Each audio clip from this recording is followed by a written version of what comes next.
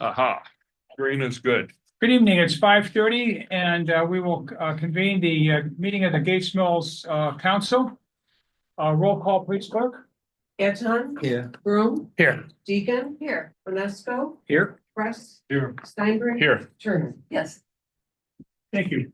You'll see that we are in the old council chambers because the community center is full of our art show. This is an event that we've held at the village for over 50 years.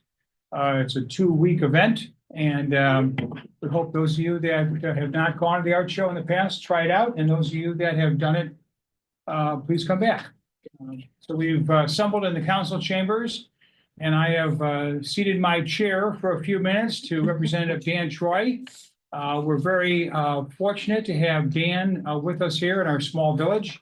Dan has been reelected to his spot and holds a number of senior legislative spots in the state of Ohio, and he's here to talk to us a little bit about issue 2 and about what's happening in the state. So Dan, I'll turn it over to you. Thank you, Mayor. Thank you. I appreciate the opportunity to be here to the village of Gates Mills, which obviously is part of my district and has been now for the last 2 years and about 3.5 months.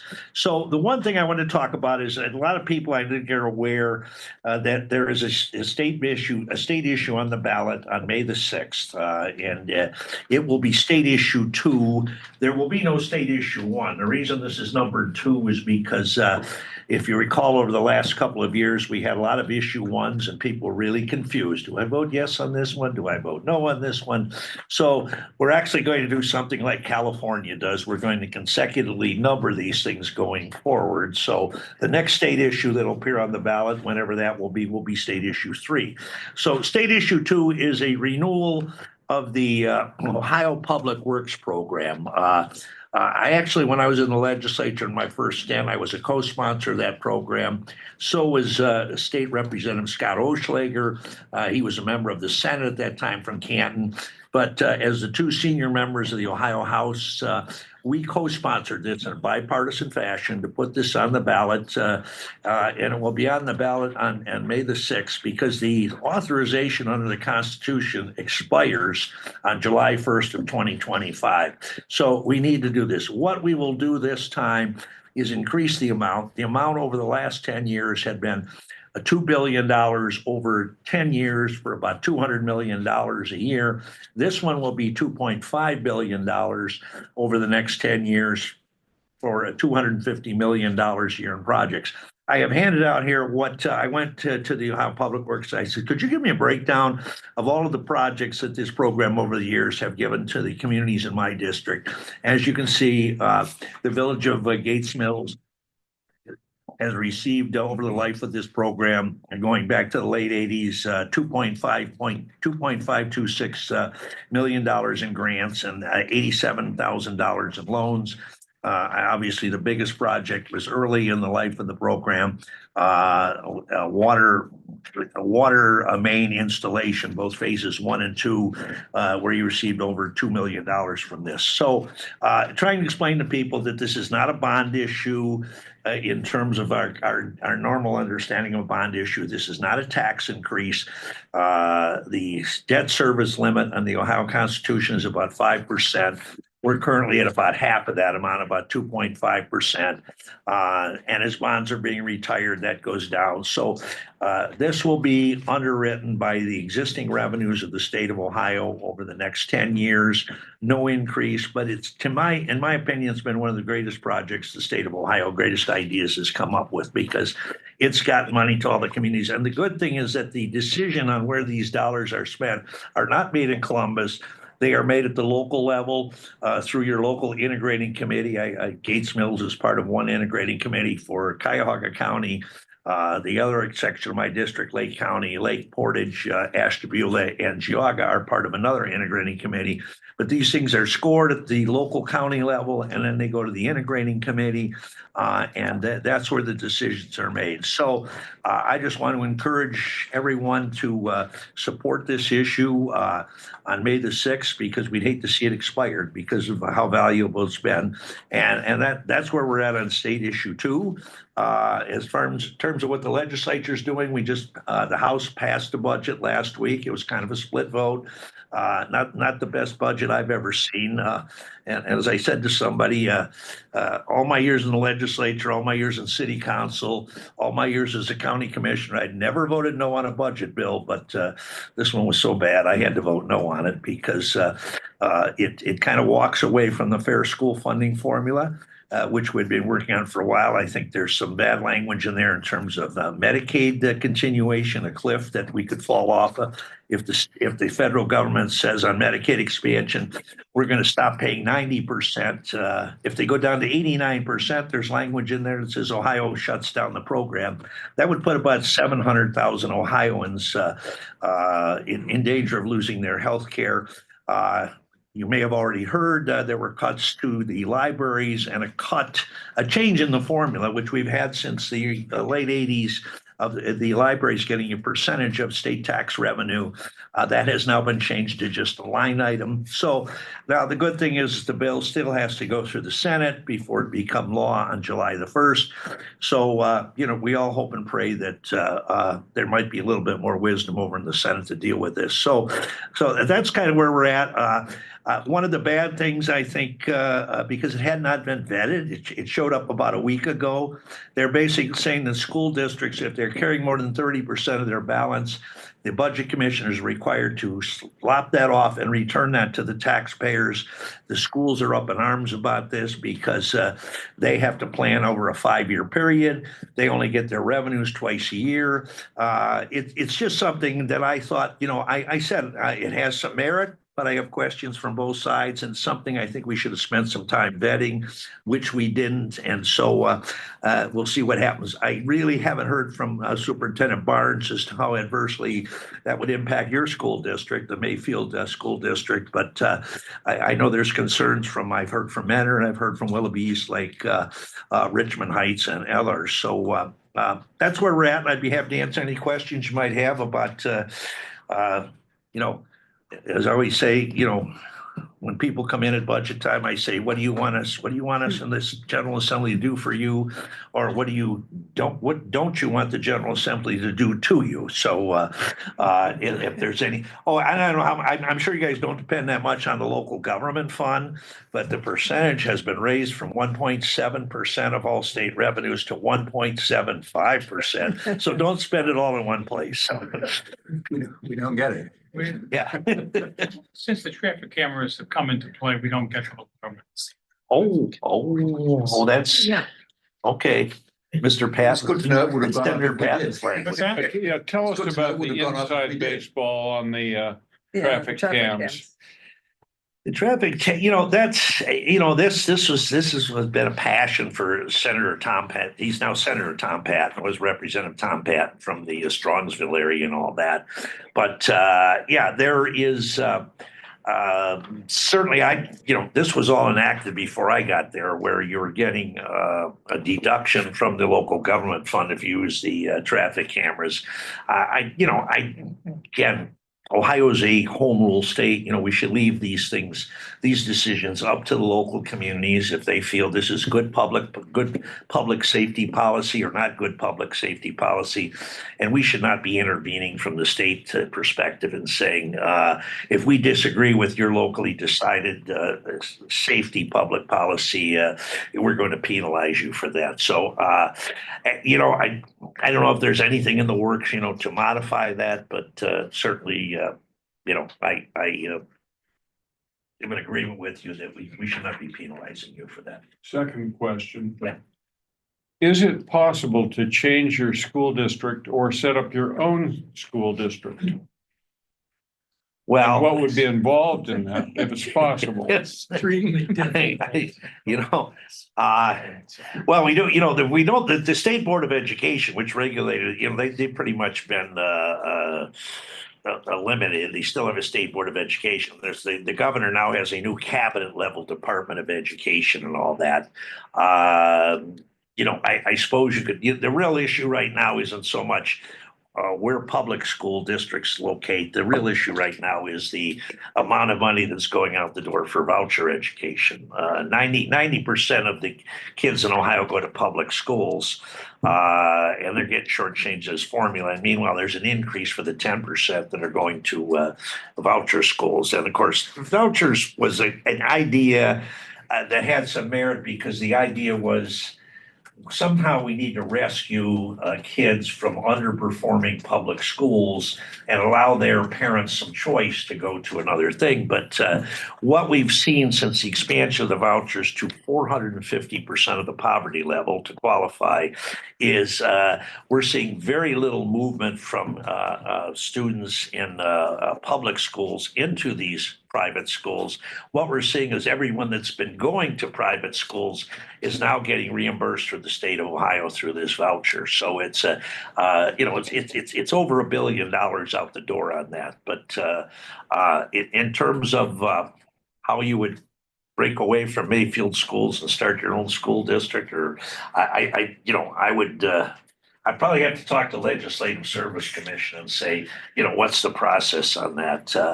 If anything, there's always been talk in Ohio about do we need 612 school districts? Should we look more at consolidation? I haven't heard anything in years about anybody wants to, open up a new one. So two things. Thank you for voting no on the budget bill.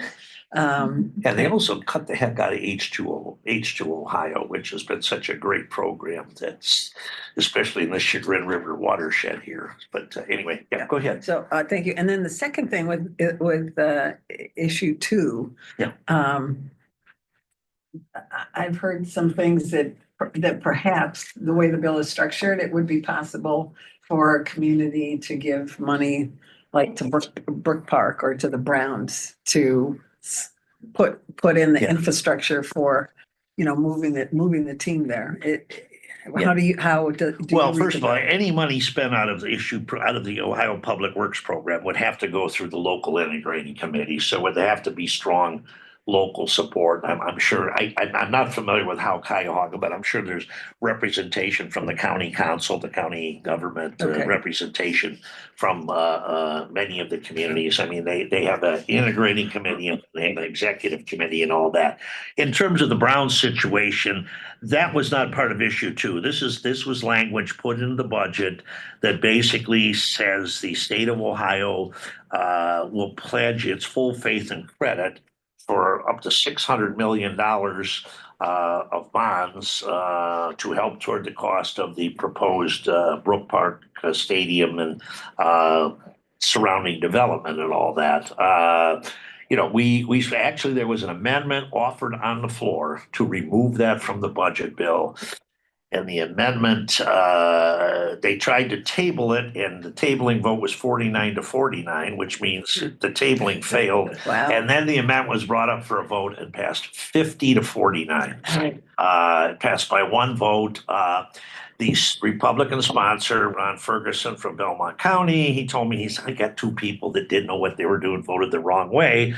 And I said, well, go get the reconsideration thing and sign it up there thing. And then the Speaker of the House knew what was going on, and he called for a vote on the budget bill before he got an opportunity to do that. So the budget bill passed with that in there. So that's where it's at. I mean, the concern is that it's one of these things where they say the economic development will create so much tax revenue. Don't worry about the bonds being tired, but $600 million with interest rate will probably be $900 million to $1 billion when it's all said and done. And as we were discussing earlier, I mean, Northeast Ohio is kind of a flat population. We move around a lot, but we're not growing, and we don't get 50,000 more people a day like Atlanta does. So, if you open up some new places for people to spend money, that probably means there's going to be some places where people spend their money now, are going to close. So it's kind of a zero-sum game on all that. But, that's where the governor had proposed in his budget. And he's not fond of this idea. I don't know where he'll be if he uses veto pen. I don't think he uses it enough because he can use line item vetoes on these things, but he had proposed doubling the sports betting tax. As these sports betting people, they're making a fistful of money. Of course, they came in and testified and said, "Oh, well, if you raise a tax, we're just going to lower the odds on the bettors, so they won't win as much as they possibly could and all that." But what he wanted to do was create a fund by doubling the sports betting tax from 20 cents to 20% to 40%, which would generate a lot of money, and then say everybody that comes along, whether it's the Bengals, whether it's the Browns, whether it's the Guardians, whatever, this is where they would have to feed out of in terms of the revenue and all that. So, but they yanked that out of the bill. They obviously yanked the governor's proposal to raise the cigarette tax $1.50 to pay for a child care tax credit. They pulled out any increase in the cannabis taxes and all that. And I'm surprised they left a $10 fee in there on the driver's license, to pay for the highway patrol. So, but that's where that's at. I mean, I think that the vote of 50 to 49 maybe sends a signal to the governor that, first of all, it shows that they wouldn't have 60 votes to override it if he vetoed that language and all that. But I don't know. I'm just a feeling that, listen, we've got so many unmet needs. We need more daycare in this state because a lot of women can't get back to work because of daycare costs. We certainly need to get direct service providers reimbursement rates up to get more people in home health care, in our developmental disability places, things like that. We certainly need to get the school funding formula back on track because we paid for 4 years and then we've just stopped. What they did is they put enough money in the school funding to say that every school district in Ohio will get no less than they got the year before. So they'll all get it. But that just postpones, getting this new formula to work. So I just think, we've got all those unmet needs. And I just don't think that we get elected to say, how can we take care of billionaire football owners in terms of building the complexes they want. But Thank you. okay. All right. Okay, All right. Dan, thank you very much. Oh, thank you. Thank you. I certainly enjoyed. I'll be back here. When's the Chagrin River watershed? We meet here next month. Oh, right? yeah, May 15th. Yeah. Okay. Well, maybe they'll let me out of office on a Thursday afternoon to get here. Thank you very much. You're welcome. Thank you. Yeah, I'll be good there. Okay, thank you. Okay. Oh, Yes. Lori didn't get one of these. Oh, that's okay. Lori didn't get one. Oh, I left a whole pile over there. I have about 10 of them there. Everybody in here. Yeah, mine. I got another one. Thank you. How you doing? Good to see you. All right, good to see you. You getting that charter all squared away? Take care. Thank you. Okay, well, that was a special request of Dan to come and speak about bill number 2, and I'm glad we had a chance to hear his other comments as well. Back on the agenda, we have a pretty full agenda tonight to go through. We took the approach following our little strategy session that we had back in February of reaching out ahead of time to council members to see what they might want to cover. And I think we reflected a few things on here today that'll be more discussion items that may not be decisions. We'll talk about electronic meetings, talk about the senior services a bit. We'll talk about the water fund and some choices we have with that. Not everything needs to have a decision, but we're trying to get a little more organization in terms of what we cover. First item on the agenda, item number 3 is the special council meeting of February 10th, 2025.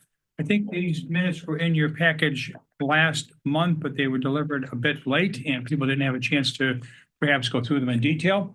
So are there any comments on the February 10th meeting minutes? I move approval. Second. Okay, any discussion? Roll call, please. Anton. Yes. Broom, Yes. Deacon. Yes. UNESCO. Yes, You should abstain. I was wondering if I should. I was about to ask them, but then I read them and I was like, well, Makes sense. yeah. Okay, abstain. Press, Yes. Steinbrink, Yes. Turner. Yes. Okay, the next item, item number 4, the minutes of the special council meeting on March 13th, 2025. This is the beginning of 2 meetings that dealt with the vacancy on council. Are there any comments on those minutes? Move to approve. Thank you. Thank you. Any comment? Roll call please, Beth. Anton. Yes. Broom, Yes. Deacon, Yes. Janesko, Abstain. Press, Yes. Steinbrink. Yes. Turner. Yes. The next item on the agenda, item number 5, minutes of the special council meeting of March 16th, 2025. Any comments on those meetings, on those minutes? So moved. Approved. Motion by Sandra, second. Thank you by Michael. Any further conversation? Roll call, please. Anton, Yes. Broom, Yes. Deacon, Yes. Janesko, Abstain. Press, Yes. Steinbrink. Yes. Turner. Yes. And finally, item number 6, minutes of the regular council meeting of March 18th, 2025. Beth, I did have one comment under item 17 on page 8. The word reward should be award.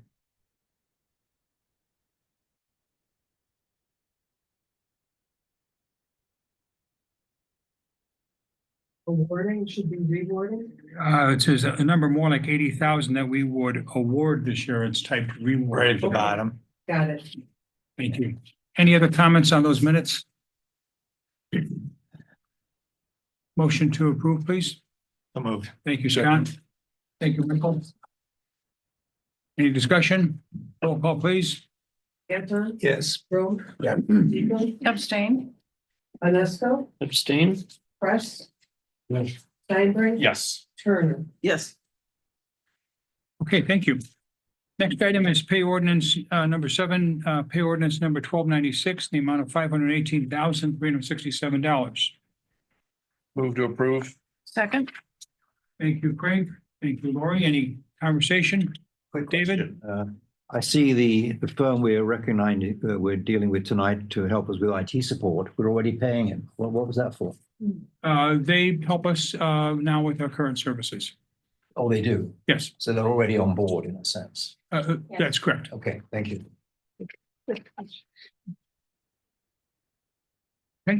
Motion to approve the pay ordinance. May I have a motion to approve? Yeah, we did. Already have that? Okay, roll call, please. Anton, Yes. Broom, Yes. Deacon, Yes. Janesko, Yes. Yes. Press, Yes. Steinbrink. Yes. Turner. Yes. Okay, thank you all. Under Mayor's report, the first item is Techspert Data Services. Is Adam here? Yes.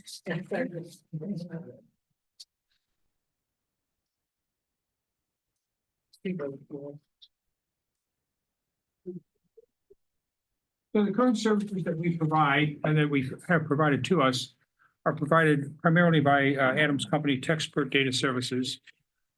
They're done on somewhat of I'll say an ad hoc basis, a little bit of regularity.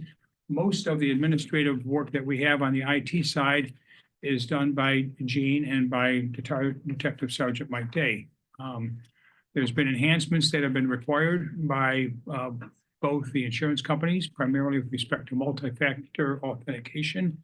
There's also certifications that are required of any of our police officers who want to tie into the criminal justice system. There's an acronym to that. Mike, tell us what that is if you need to. Leads. And so all of a sudden, this has become a bit more of a requirement to have more formal, organized services and to have better security over those services.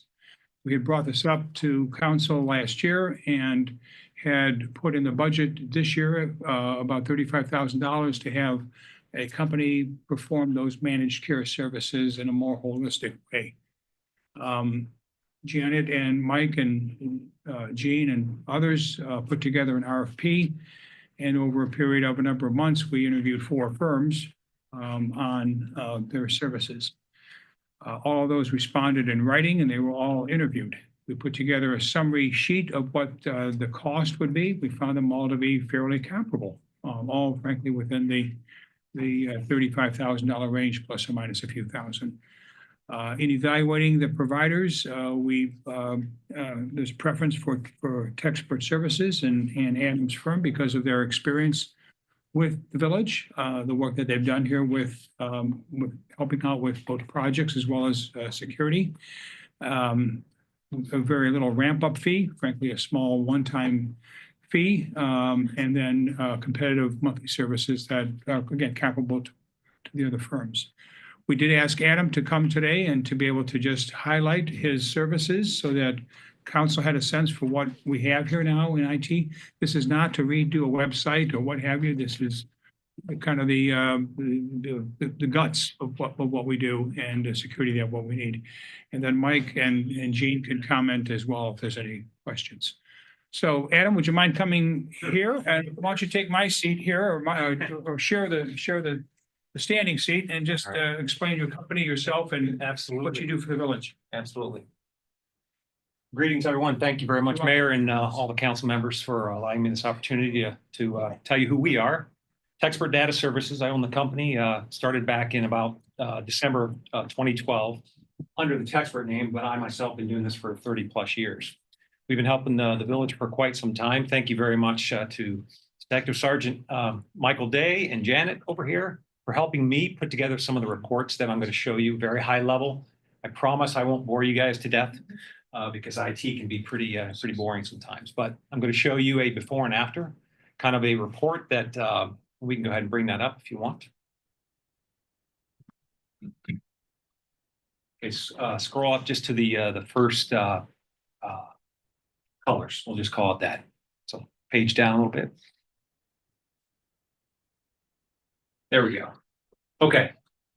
So things are a little bit more complicated, as you had mentioned, right?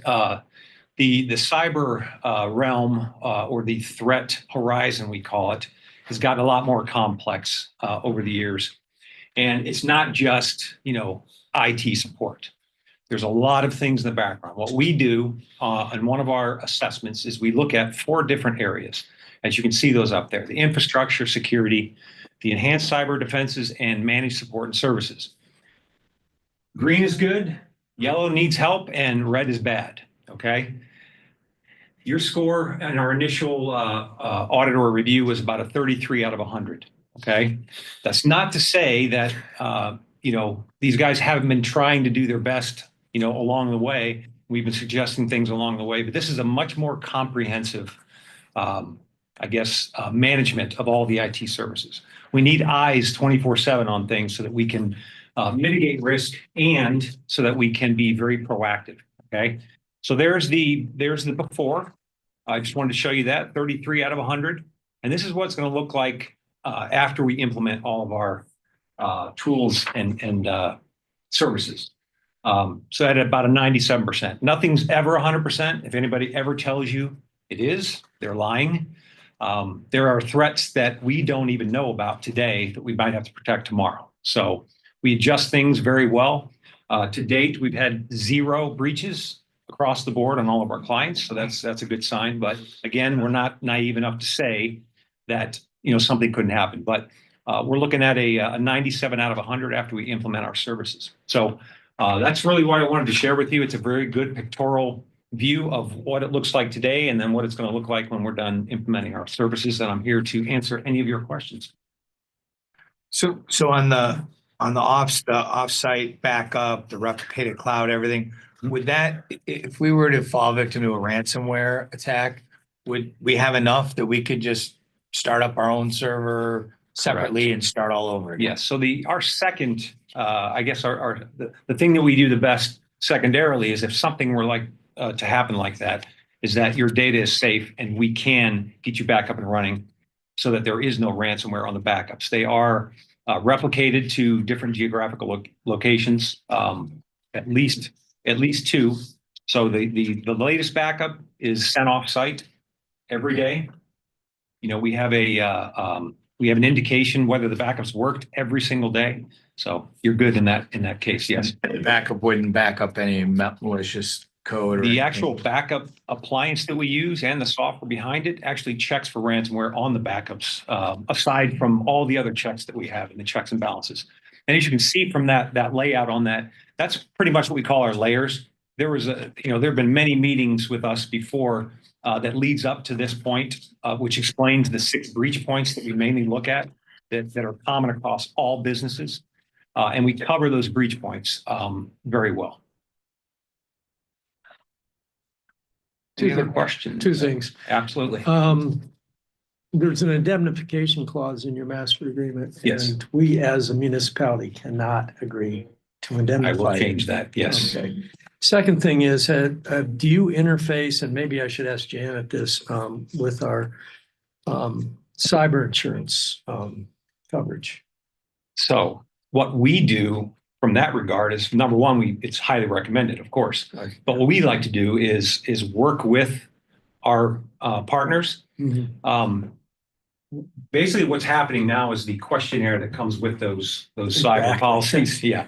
We like to walk them through those. We can't fill them out for you, obviously, but what we've seen lately is that some of these insurance brokers or companies don't really care what you say on those. But the fact of the matter is, when a breach occurs, are you going to get paid, for that incident? So what we do is we instruct our partners, you can't answer yes to this, so we're very, very clear on that. Here's what you need to do to answer yes. So yes, we'd like to work with you guys, and we do. Does retaining your services affect the premium policy on our cyber insurance? It might, it should lower it if anything, so yes. Yeah, and that's another thing we've seen. When we show reports like this to the insurance companies, they love them. And you more than likely the premium is going to, be reasonable as opposed to much higher. So Adam, quick question, and maybe this is a question for Janet. Do we have a server on site here, or is everything in the cloud? We have the police department itself. Okay, Adam and his team initially set us up when they came in, when we redid the phone systems back in 18. They broke us up. The town hall, basically village services is on one network, police department's on a separate network. okay, The police department's network does have an on-site server. okay. All right. So I assume that's common. It seems like everyone has Yes. moved to all We are businesses seeing have that effectively quite a bit. moved to the cloud. And Yes. so, but it is still common to have. It just Okay. depends on the situation. There's a lot of line of business apps that either aren't offered in the cloud or too expensive to do that, or several other reasons. But we always look at, because you're already paying for licensing to store shared files in Microsoft 365, for instance. We do look for that path to migration if it makes sense. okay. So then obviously you would help, listen, Yes. the server needs to be replaced. It's been 4 years, 5 years. Yes. This is a piece of equipment that should replace it. That's part of the Correct. service you're offering. That's the point when we normally look at that, look at the capital expenditure versus what the migration cost would be. Yeah. And that's when we really take a fine tooth over that. So Thanks. absolutely. And you guys look for any intrusion. So someone that comes in and, if hypothetical is an accounting firm where people come in, they don't do anything except they go in and they start changing the routing numbers on the approved tax returns so that those refunds go to their account. Like someone were to come in and start changing routing numbers on payroll or on paychecks or on auto pay things. You We guys would find know, those intrusions. we would know somebody's in already at that point Okay. before they start doing those things. And that's why we have those several layers of protection. There's multiple, there's more than 6 really. It's just, we focus on the 6 areas, but then there's sub layers on all of those. But yes, we monitor for anomalies on the network, things like that. So we would know if somebody was in the network that shouldn't be before some of those bad things start happening. So Sean? So I'm new here and 35 years in software and computer services. So one of the things I read you, this is the first I got to read of this and it was wonderfully boring. So thank you very much for not making it anything more than that. One of the things I would like to poke my nose into, if I could, with you and Michael Day at some point in time, I'm not going to do it in this meeting because I think everyone's eyes would roll in the back of their head, is there are some tried and true things I've learned over the last almost 4 decades of doing this where there are some hardware and software choices that I would like to strongly encourage, and some of them I'd like to like really, really strongly encourage. And I'm hoping that you support those. Quick example, like on password managers, I would say, I implore you to let us use 1Password. And if you support 1Password, and if not, I would probably say, let me convince you why we should use 1Password versus LastPass or something like that. Sure. So things like that, I'd love to get into the weeds on probably 5 or 6 little areas where you don't specify the product that you're using, such as which firewall you're using and that kind of stuff. But I'd love to get in the weeds on that and just make sure maybe some of them might push on, maybe some of them I don't, but at least we can pool our combined resources of all these decades together. Absolutely. And I also happen to know what they're going to be getting in for the fiber coming in and everything. And so hardware to support that amongst all these, I'd really love to, go to Unify on wireless, and which I think they already have here, but and so make sure that we, get the latest on that, and that everything kind of is cohesive on that. So I'd love to spend a couple hours with you going over that at some point in time. More than happy to. Yeah. And then again, I had no real problems with anything in here. I just didn't know the specifics, and nor would anybody want to know the specifics until now. Exactly. Yeah. We just have our track record and experience and history to go by, and testimonials that what we do and what we put together works very well. But I'm not opposed to, like password managers. To me, a password manager is a password manager, other than ones that have been breached, things like that. So not for Googles or anything like that. Yeah. So we'll, but that I think we'll have some very fruitful conversations. We might have some fun with it, and we'll go from there. So I'd love to do that, and then we work out what that's going to be, and that'd be awesome. Sounds good. Thanks. Sounds great to me. Any other questions? I think Gene and Mike would be happy to have. I thought that's. So question, once you know somebody's in, what happens? Well, let's just say we try not to ever let that happen, and it hasn't to this point. But if someone were to get in, that's why we have several layers to keep them out. So the way hackers work, and ultimately it's going to be some form of a ransomware attack. Okay, that's how they make their money. So the first thing that a hacker will do once they're on the inside is they're going to try to propagate lateral move across to different machines. Well, some of our management methods that we use, we don't allow that. It used to be that you would have one main username and password that can manage, the keys to the kingdom, more or less. It's the way Windows was set up for decades, right?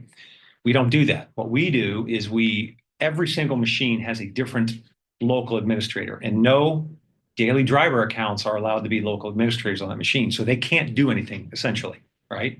So if a hacker gets into one machine, be able to break in, he's going to try to use the same credentials to go to the next machine, and he's not going to be able to. So, and the rule of, or the golden rule for a hacker is don't get caught. The longer they're in there spinning their wheels, they're going to get out and go to somebody easier. So that's the types of things that we do to keep them in one place. And it's very easy to replace one machine, wipe it out, and as long as they can't propagate and get the things. Thanks. Helpful. Other questions? Do you have other local government clients? I do not. This has been one of ours for 15, 20 years? 20 years, over 20 years. Yeah, it started with Dave used you guys way back many years ago. Yeah. And then when we were redoing our communication system for the village, I still had TechSports card, and that's when I hooked up with Adam, and everything just Like I say, fell into place. 20 some years of experience with this particular municipality. So Thank you. And thanks for coming. absolutely. Thank you very much. And thank you, everyone. Appreciate it. Thank you all for preparing and reading the materials in advance too. Very welcome. That's on first reading. First reading. We do have that later, yes. Okay, next item, Mayor's report, item 8B, Encore. Just an update to you that I had a meeting last week with the 4 Encore leaders, including the board chair. They are excited again. This will be their 10th anniversary. Their theme this year includes song and dance. And They went through the different locales and locations that they intend to put on their program within the village. They plan to again be invited to and have a small presentation at the Gates Mills Improvement Society annual meeting, which is I believe on May 1. They will be participating in the summer camp programs that happen with the summer campers and with the library. They will present also the final show, the Camerata, at the community house. That'll be an event that they charge for this year as opposed to being open.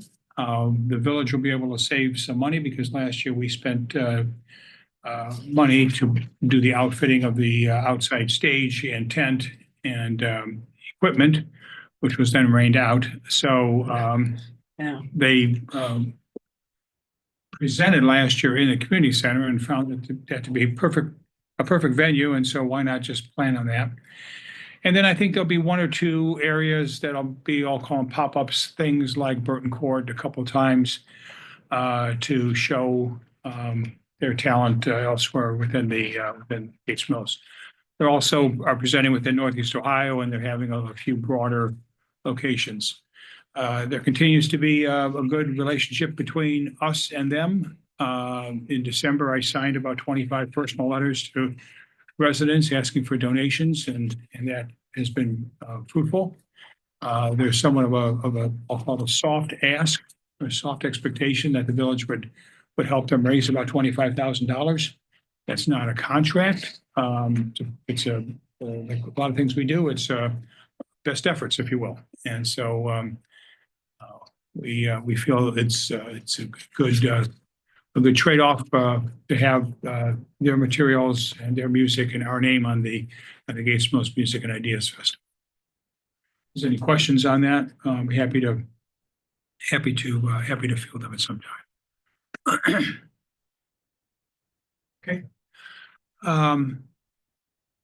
Jerry, any comments from you on that, or is that a pretty good summary? Good summary as usual. Okay. We had a meeting actually this afternoon, and this is a substantial program this year. There's a big event at Gilmore at the auditorium there, in addition to what you mentioned. And there's terrific performances. There's a circle, a couple of them, one at the malts, incidentally. So there's a lot of seats to fill. So they're doing quite well. Their reputation is musical point of view is just extraordinary on a worldwide basis. I mean, I heard indirectly that it's considered to be now one of the 2 or 3 best prodigy training programs in the world. It's very irritating. And they're very happy with the relationship. It's good for them. And they're even putting in some stuff that isn't too classical. Great for those of us who are on the fringes. I think it's going to be a good year. Okay. Thank you. Next item on the list, item 8C, pedestrian bridge. I reported to you in the past that our bridge is 125 years old. It is safe and sound, but it needs some work. We had a beautiful article written by Chippewa Valley Times. It was a cover story, cover picture anyway, story on page 2 a couple of weeks ago that talked about the history of the bridge and how much that history related to the founding of the village and the forefathers and the use of the bridge first for the train and eventually for transit back and forth to downtown Cleveland, and then eventually out of business. All that in 25 years. But the bridge has been a pedestrian bridge for 100 years. It's owned by the village. We have responsibility for maintaining it. We have contracted with Mr. Isaac Lewin, who was the structural engineer who last did the repairs in 2009. He was scheduled to do the update on-site work last Thursday, but it rained out. And so Dave tells me that you guys have that scheduled for this Friday. He's going to spend a few hours with one of his associates. They'll be under the bridge, over the bridge, in the water, taking a look at the girders and the trusses and the various other elements and giving us an update on the condition. From that, we would hope to then get his rough order of magnitude of what it would cost to do some of the repairs. We do not have a sense of what that would be. You know, it's a big number. But I won't guess at what a number would be until we get a report. We do know that the Historical Society did ask for $1,500,000 a few years ago to do the repairs, and the painting. That money was not made available to the village. And so we'll be going down that path again, perhaps with different sources or perhaps with private donations or foundations or something. But we'll do this step, which is to get the inspection report, get an order of magnitude of cost, and ask for some construction drawings. At this point, we're just committed to about $5,000 to pay for structural engineer costs. Senior services, item D. I reported to you all last time that I felt we have a need to take a look at some of our senior services or lack of senior services. This was looked at several years ago. It was determined at that time to not be within the budget of the village. And so it's probably been 5 or 6 years. I asked council for an okay to go ahead and relook at this, refresh this, which we are doing. So in that regard, Joy Banish, one of our residents and a recent executive that's retired, met with myself, and she then approached the Community Partnership on Aging, a well-respected organization that's supported by 6 or 8 municipalities here in our neighborhood. They have given us a proposal, which I have now given to you. That's not a proposal to act on yet, but it is an indication of what the level of services are, the types of services, the relative cost for those services. We've also talked to 4 or 5 residents who have an interest in working with me in evaluating what senior services we might need here. It may be that the services provided by CPA are right on. Might be that there are things that we don't need or that we would like that are not in that package. It's a good starting point. So in the next 2 to 3 weeks, I just was on the phone this afternoon, so this is news to Janet and Jean. We're going to convene a small group here in the village to take a look at senior services. We'll look at the CPA report.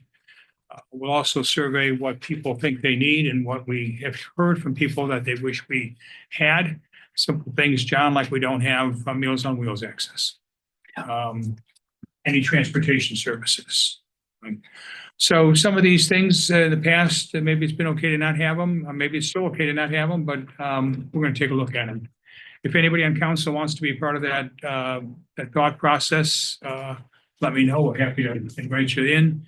And if you know individuals or citizens or residents that want to be part of the conversation, let me know and we'll invite them to the meeting as well.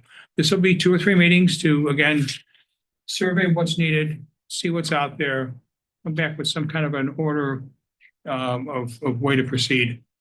We don't have anything in the budget for this year, Janet, right? I believe we had talked about this. We didn't feel we had enough information to include any number. So there's nothing in the budget. It doesn't mean we wouldn't find room for it if it was of such high demand. It was part of the comprehensive planning work. It did rank out, but it ranked out near the bottom of what people were looking for. The last priority out of 21. I was trying to find a nice way to say last. But there's other things. But there's other Thanks for keeping it on. Yeah. But there are other things in the comprehensive plan, questions which show that living We here said as retiree is not. it's in the plan. So if it's in the plan, we'll take a look at it. Doesn't mean we just ignore it because it was last. Yeah. So we'll take a look at it and see what we can do. When I read it, I had 2 thoughts. One was, it sounded to me on the first reading. You're talking about reading the Like- document. Yeah, Okay. that the service provider is more of a middleman who acts as a traffic cop to put you in touch with other service providers as opposed to being a service provider themselves. Okay. I wouldn't take that to the bank, but that was my first impression. The other thing I wondered about a little bit was, I'm guessing our demographics are different than those of the other communities who participate. I'm guessing we're older, and I'm guessing have a much higher median income. I don't know what that means. Whether we would want the same package of services or a different package of services, there's something to think about. Good points. David? Couple of points. I think the census information suggests that we have 300 people live in this village who are 75 or older. And that would seem to be the population that would probably be the most interested in this kind of thing. The second thing is that we already offer service. If you dig deep into our website, you can actually arrange to get a scheduled welfare check if you so choose. But that's not widely known. I didn't know it until my wife pointed it out to me today. So I think we offer services. They're in the police section of the website, and that ought to be publicized more clearly, because people may not know it exists even. I certainly didn't know. So I think we've got some things on the ground that are already offered. Now, whether we can deliver on them is a separate question, but they're offered. And I think we ought to be digging into that and seeing where do we go from here with those things. And that doesn't need to wait for a whole new program. That could be done right now, sort of. I think I just heard Councilman Atten volunteer. I think you need some older people. Like Charlie Baker would love to be part of this. If you can make it. For a council member though. Oh, no, I don't want to talk with old people. They drive me nuts. It's much more fun talking to younger people, let me tell you. I think is our oldest council member. You. No, I. Yeah. Yes. We My will, wife might like it. That council member. if there's an interest, if there's not, that's fine. You guys have a lot of other things that you're doing and things that you're working on. Well, we have 315 people over 75 apparently, so I think I can find a half a dozen of them. Yeah. And there are some that are less than 75 that would also have a point of interest. Sure. John? For the record, were you telling me that this was or are you telling us that this was last in the, last down on the list? I thought this was a no-brainer. I read it and I was like, oh my gosh, why don't we have these services in there? And then, that actually, I'm dumbfounded. So I worry if there's some kind of communication problem with letting people know, because I mean, the price of this versus what it opens up to me was a no-brainer, but I guess my first shot. There you go. There could be some of those old views that, we hope to put on the table and. And the transportation alone in there was great. And then I didn't know that we didn't have Meals on Wheels here. No, we're very small. I couldn't believe that. Yeah. Well, and obviously talking with some of the other communities that have had these services and what their experience has been and what's used and not used. I mean, Mayfield Village is more similar to us than Richmond Heights or Mayfield Heights. Not on an income point of view, it is from a median income point of view, they're not none of them are similar to us. I mean, I think a lot of people provide for their own, whatever they think their own needs are, but there are some people, my wife's grandmother had experience with the Meals on Wheels. It was great. I mean, because someone stopped by the house too, and she was fought us the whole way. And then she's like, 3 weeks later, I'm glad I thought of it. And I know we do have some older residents who need help. I mean, my wife's been taking Mrs. Dvorak since she fell and had to have her surgery out to the grocery store. And she needs help getting there. She can't drive yet and might not ever be able to drive again. So, Really? right. So I think there are situations in the village that we probably don't know about that maybe could use some of the services. I think what Michael pointed out was we may need a different suite of services. And the group that's closest to providing these kind of services is the community club. We stay in touch with the older residents and bring them to the luncheons every month. People call, do outreach.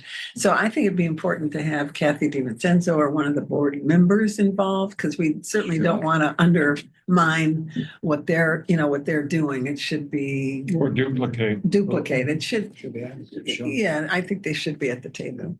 Now you're talking about getting the boss. Get the boss involved. Meals on Wheels seems like a no-brainer. I was really surprised that we didn't have that. Even if you've had surgery and you're by yourself, you need Meals on Wheels. So seems like that's something that $12,000, I right? know, I was. It could be that program or something similar to it. It's Yeah. of interest to you guys. Grace Ann Bourne, Yes. separately called me, now knowing that this was on the agenda tonight, and she's both interested in something like this, and she also, thought her son, who's a junior at Hawken, would, and some friends could participate in the sense of a phone tree, calling 2 or 3 people a day to make sure that they're doing okay, or update them on sports news or what have you. So this is maybe something more than just dropping somebody off at the doctor's office. Maybe this is something that different age groups can get involved with. Marlena Renner, I just talked to her. Her husband, as you know, Dan, passed away 2 months ago. She was probably the catalyst for some of this in my thinking. Joy Banish is going to help me lead through this over the next couple of meetings, and we'll get some other ones as well. But if you know of anybody, let me know. Because safety is important and combating isolation. When individuals are left alone, even if they can get by sort of physically, they're isolated. And that's where youngsters can help too. I think people in seniors in schools go and visit an old person once a week. I worked in a series of charter schools called intergenerational schools. And the whole thing was based on getting young people and old people together to talk about what's going on, lives, the future, the past, and so I think school kids could really become involved in this, and both sides would love it. It may grow to something where we need some help too. Sure. I think right now, part of a lot of it is probably best efforts and friends doing things for friends. Club members, maybe something, a little more organization. I think we've done some of these Sorry? ourselves. What does that do for liability? There's Just something to think about. Yeah, they're a government service, so there's some liability or immunity. But we don't have transportation. My wife is from Independence, and they have a marvelous menu of senior services, all kinds of things. And they've got a critical mass of people who are interested, and it has a sort of a momentum of its own. People say we went to a great dinner, or we went to a great trip, did this and that. And it has a sort of a separate life within the village. It's amazing in the city of Independence. So there are lots of municipalities who've dealt with these issues before. We mustn't forget that. Okay, thank you. Next topic, post office lease. Several of you have pondered over the past, what happens if the post office does this or does that. I received recently from Jones, Lang, and LaSalle a letter of intent to renew the lease. And you may know how this works with the post office. Post office hires an outside firm to negotiate for them. In this case, it's Jones, Lang, LaSalle. The person to whom they're negotiating also pays their bill. So. And it's not cheap. And it's not inexpensive. But for that. Colorado or something, right? But for that right, you then would have someone to talk to about renegotiating the lease. Do they pay the sewer bill? Their consultant. They've been better. Have they? Yeah. Yeah, one in a row. One in a row. One bill in a row, so I'd certainly like to see if we can put something in the lease that, I mean, they were 3 years behind Janet. Yes. Oh, wow. Yes. So I could finally get to somebody that they actually finally cut the check. Well, you were 1 for 1 when you finally got it. Yeah. Took 3 years. Yeah. That's good news. So Steve, that renews in February, if memory serves, right? Of next year? I wanted to February. say spring. Is it 27, 4/1/2027? okay, So it would expire 3/1/27, 3/31/27. So you're from I remember. I'm sorry, 2 years from now. 2 years. Yeah. I remember last time there was no response. Yeah. Chase people around and so maybe that was. I think we have to extend. So we. The broker might be in a hurry. Is the post office is the question. Yeah, Gary? A couple of words on the post office. There is a fellow in, actually belongs to Rofat, who is the president of the Association of Independent Landlords for post offices in the country. And so he's available, must have some great expertise to have that slot, so sure we can get him out for lunch to help. You'd be willing to give us his name and phone number? Well, I just can't remember it, but I'll get it to you. But the second point, which is perhaps more important, my postal service or my experience with the post office. I assume it's this post office, but maybe it's the whole system. It's been just dreadful in the last. Yeah. The deterioration. Agreed. Really bad. Yeah. I mean. Yeah. 15 days for a first class mail, and I don't know what the problem is, but it is really a problem. And in fact, in my particular case, I'm slow to do electronic transfers and payments and things. I may have to just do that Yeah. because you can't depend on the mail anymore. It's, I think, I don't know what the answer is, Mayor, but thank goodness you're the mayor. You got it done. not the postmaster. So Jerry, so at the request of a constituent, I did pin Mary down and asked her, and they've had, so Paula's position still has not been open to be filled yet. And so their HR department doesn't move very quickly, but so they can't advertise for it.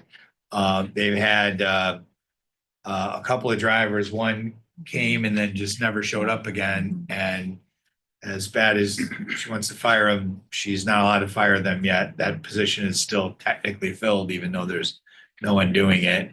And then they've had some people that have been out, and every time they try to get somebody, no one can pass. They do routine drug screenings and they can't pass them. So they're having trouble finding people at this post office. And at least at times I've had to trace where the mail that I was waiting for that was late went. I mean, the circuitous route, I don't know who's, but there, you know, the mail's going all over from Florida to Detroit, then to Tennessee, and then to Indiana, and then to here. Mary tells me that the sorting, if it goes, if she can sort it at 44040, She does. it's like one day. Yeah. If she has to go downtown, it could be really problematic. Or it goes to St. Louis or something, and Yeah. it's just hard to believe. But it's really the. Well, I don't think Jones Lang LaSalle is going to help us figure out how to deliver No. faster. Yeah. Okay. I'm actually surprised they're out there. I mean, the post office loses an awful lot of money every year. Every administration wants to do something. That's why we have to pay. But if we were running a business and we owned this thing, it was a for-profit business, a lot of post offices would be closed. A lot of local small ones like ours. We have no control over that, but we at least ought to be thinking about what would be our contingency plan if they did pull out, and what issues does that raise, and what would we want to do with that building? It's a pretty decent building. And it's a handsome property too. Yeah. Okay, wow, we could cover a lot of items on the post office, okay? Right now, the focus is going to be reading the Jones Lang LaSalle document. We'll decide whether we want to engage them or not to represent the Postal Service and what the cost is of that, which we know.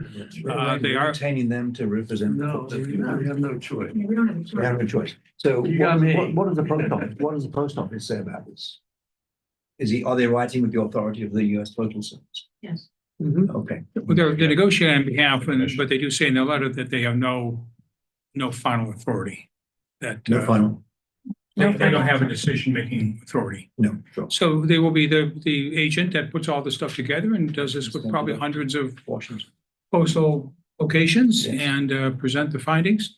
What is nice is there's a renewal period. There's 2 5-year options. There's increased rent planned. And so commercially, it's something we're going to follow through on. So I will say, Dave, what could be interesting too is, we put the generator into the post office 2 years ago, I think. And that's a benefit that we never charged for. Maybe we can't charge for it, but it's a benefit that they have that we should make sure they recognize. And perhaps the ongoing maintenance of that or the checkup twice a year or whatever is a cost that we could pass on. So anyways, that came up once or twice from several of you on it. It doesn't mean the other questions about service or what we do with alternatives. But in this case, we'll move forward with this conversation. Okay. Next on the list, financial report. So you have in your in your package, the numbers for the first few months of March and the analysis that Janet has written. We've been fortunate in two ways. Number one, the real estate taxes that we know should come at the certified level are coming in, and they're coming back in, and they're just about at last year's number. You'll recall they are later this year because the valuations had to be approved by the state. That was about a 5-week extra process. The bills didn't go out and the due dates the bills didn't get paid by the taxpayers in time, but we do know what we will get for the year, and it will be near the $2,785,000. That's just a matter of timing, but it was good to see in the month of March things catching up. Number two, way on the bottom left-hand corner, you see the word miscellaneous income. We have been able to receive close to $100,000 of money that we had not budgeted. We had hoped for. $62,000 came from the Ohio Emergency Management System. Credit on this to Tom Majeski and Rob Jameson and Mike Fagg for all the work that they put in to be reimbursed for the village's hard costs of responding to the August 6th storm. This would be the extra crane services, cutting services, tree services, overtime, et cetera, of certain staff members. And you'll recall that we had submitted over $100,000 to the federal government. Those claims were denied on behalf of Carroll County. You then had to apply to the state of Ohio, which we did, and we received $63,000. That represents 75% of our total claim, which was close to $90,000. And a similar reimbursement from the Northeast Ohio Regional Sewer District, not related to the storm, just other things that we've applied for. So that's some good news. I will say I'm putting up the yellow caution flag on our camera receipts this year. We had budgeted $1,520,000, the same number that we had last year, roughly. Again, we only had at that time 12 months of experience of program. Receipts have been lower this year than last year for 3 months. 3 months does not make 6 months, and it doesn't make a year. We know based on the number of vehicle traffic, that traffic on Mayfield Road in the first 3 months is down about 6%. That's total traffic, whether you're violating the laws or not. And a lot of that is understood to be due to bad weather. And when the weather is cold and it's icy, people don't go out. Schools are closed, or they delay a trip to the next day or the next week. Because you can just see the actual traffic counts are down below 400,000 in 2 of those 3 months. We also have seen the incidents, the events that actually create the potential ticket on the system are down because the amount of traffic is down. And we've seen that the number of citations is down because the tickets are down because the traffic is down. We did see in the month of March, pick up again in citations, 1,701, bringing our average for the last 5 months to about 1,300. So March could be a good indicator of good news to come. Perhaps it's catching up a little bit with February and January. Again, we've been told by GATSO and others that you really need at least 2 good years of data to be able to start doing any predictive work if you want to go that route. That would not be available to us until September, which is our 2-year anniversary. So, I could see us coming in short on the traffic camera revenues.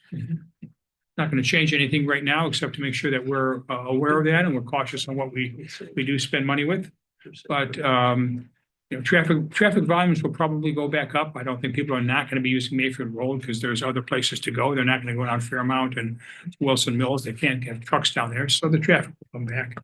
And we are sustaining the speed limit at 45-ish, which again was the primary objective. I think you're right, to put up the warning flag. It looks like the revenue's off from traffic cams over 30%. So it's off a lot more than the passes are off.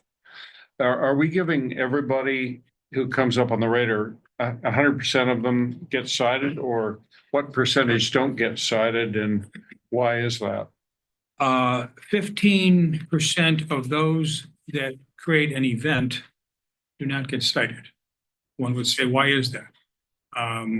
License plate's not clear.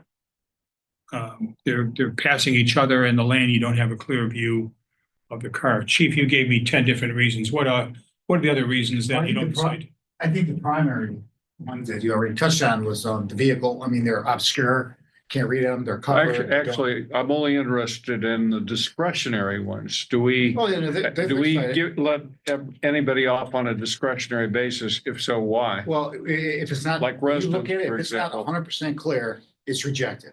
Because there's clusters of vehicles that come down Mayfield Road side by side.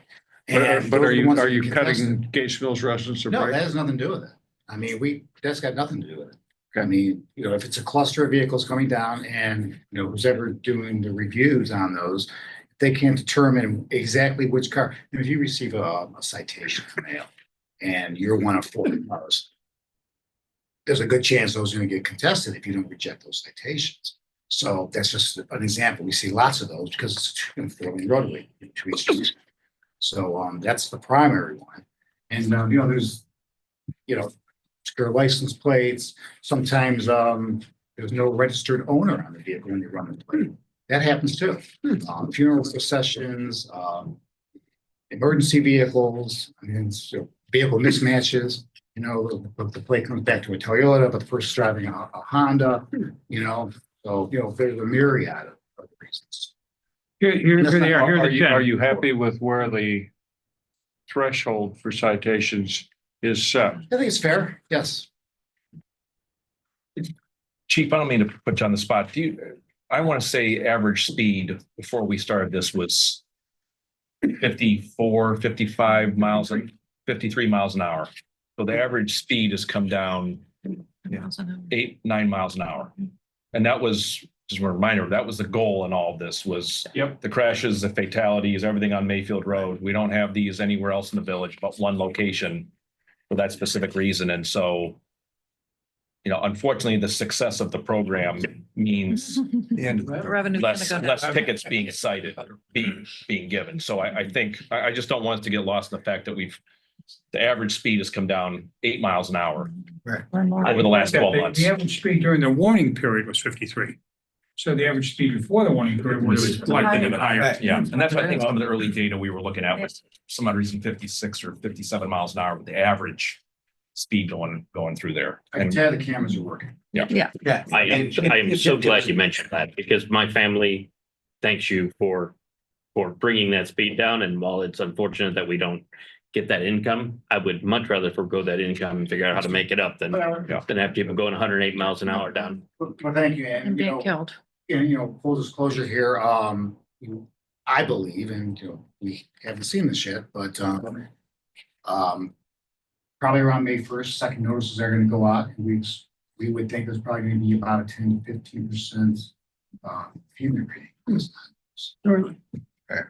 David, you had a question?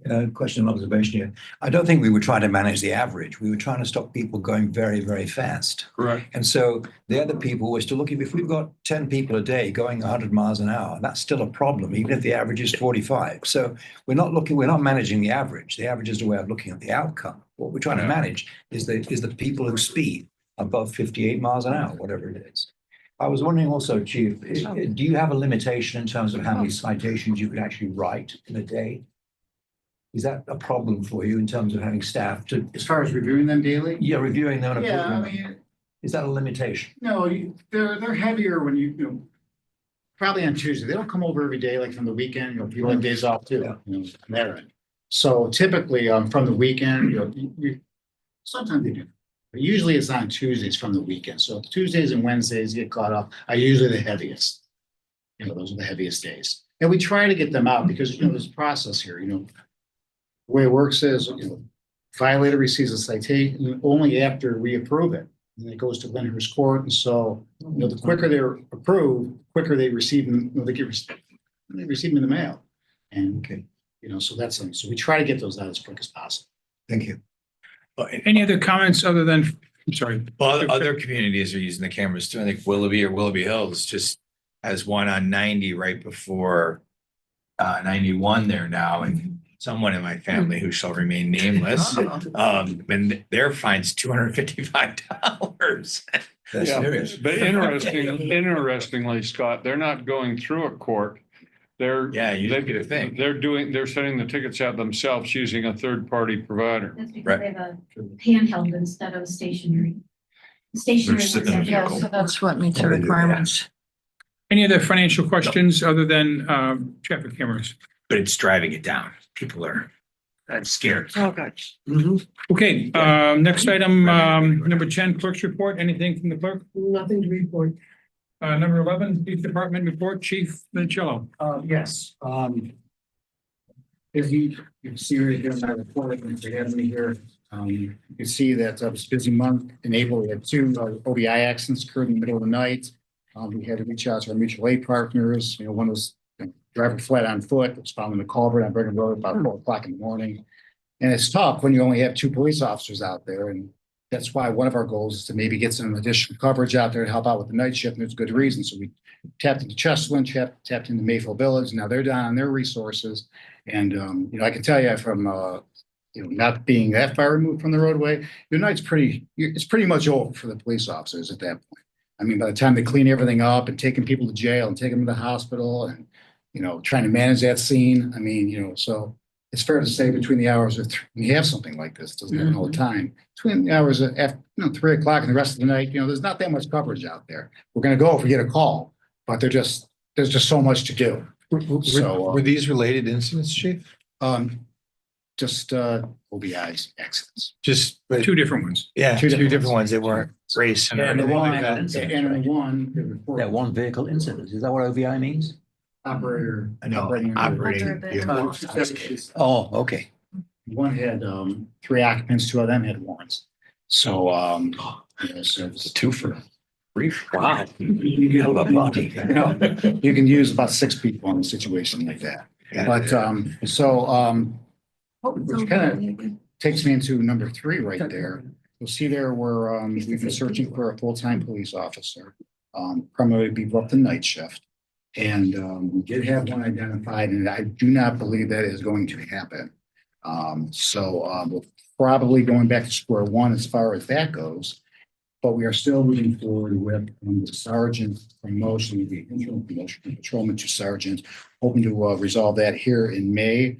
We're going through the process here right now, and we're going to have some interviews scheduled along with a member of the safety committees to participate in that with us as well.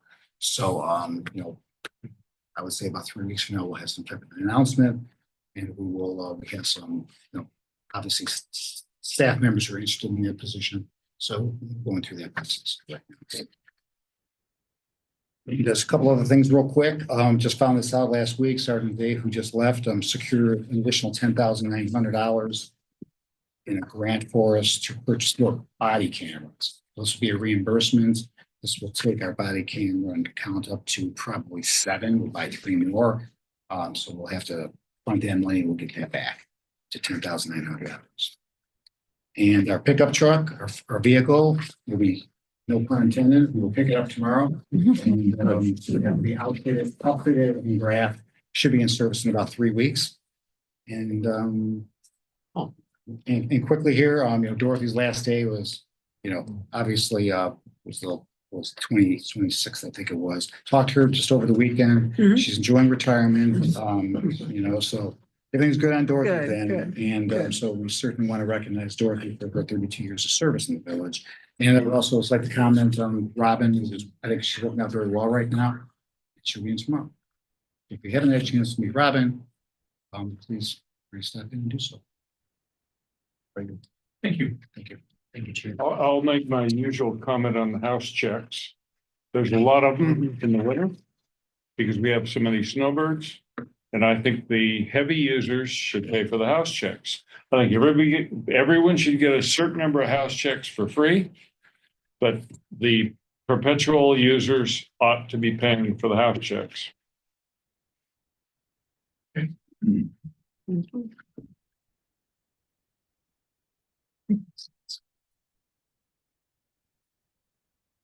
It's noted in the minutes. Thank you, Michael.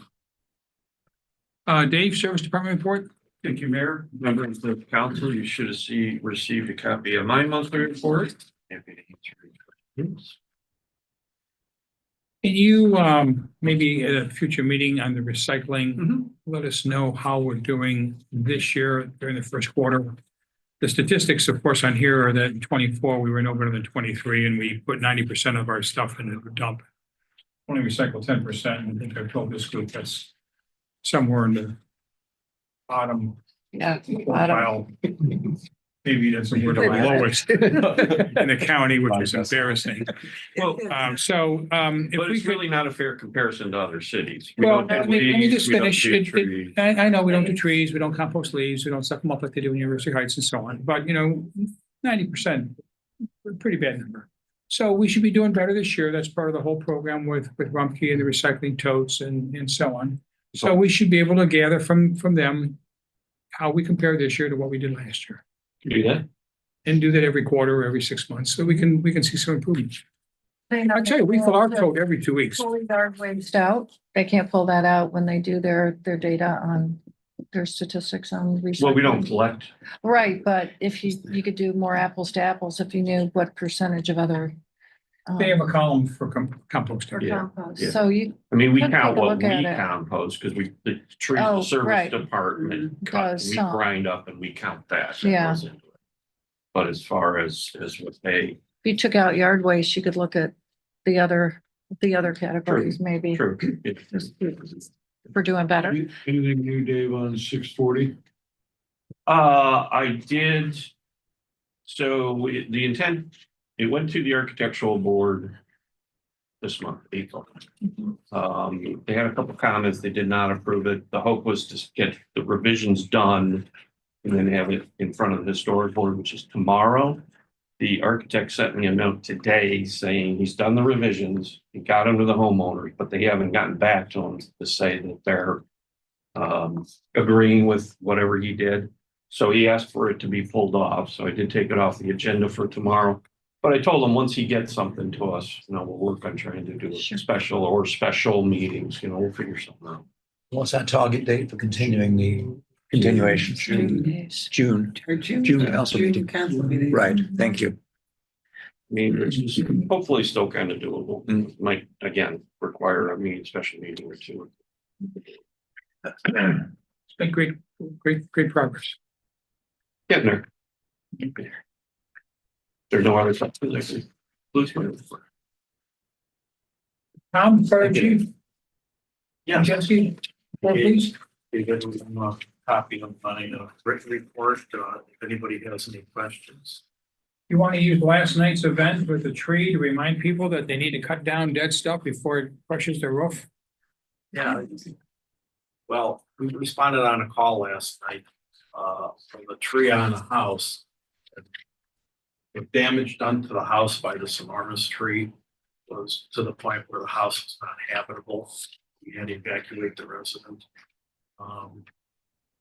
I don't know if it means bringing in like an arborist or a forester to look at some of these trees.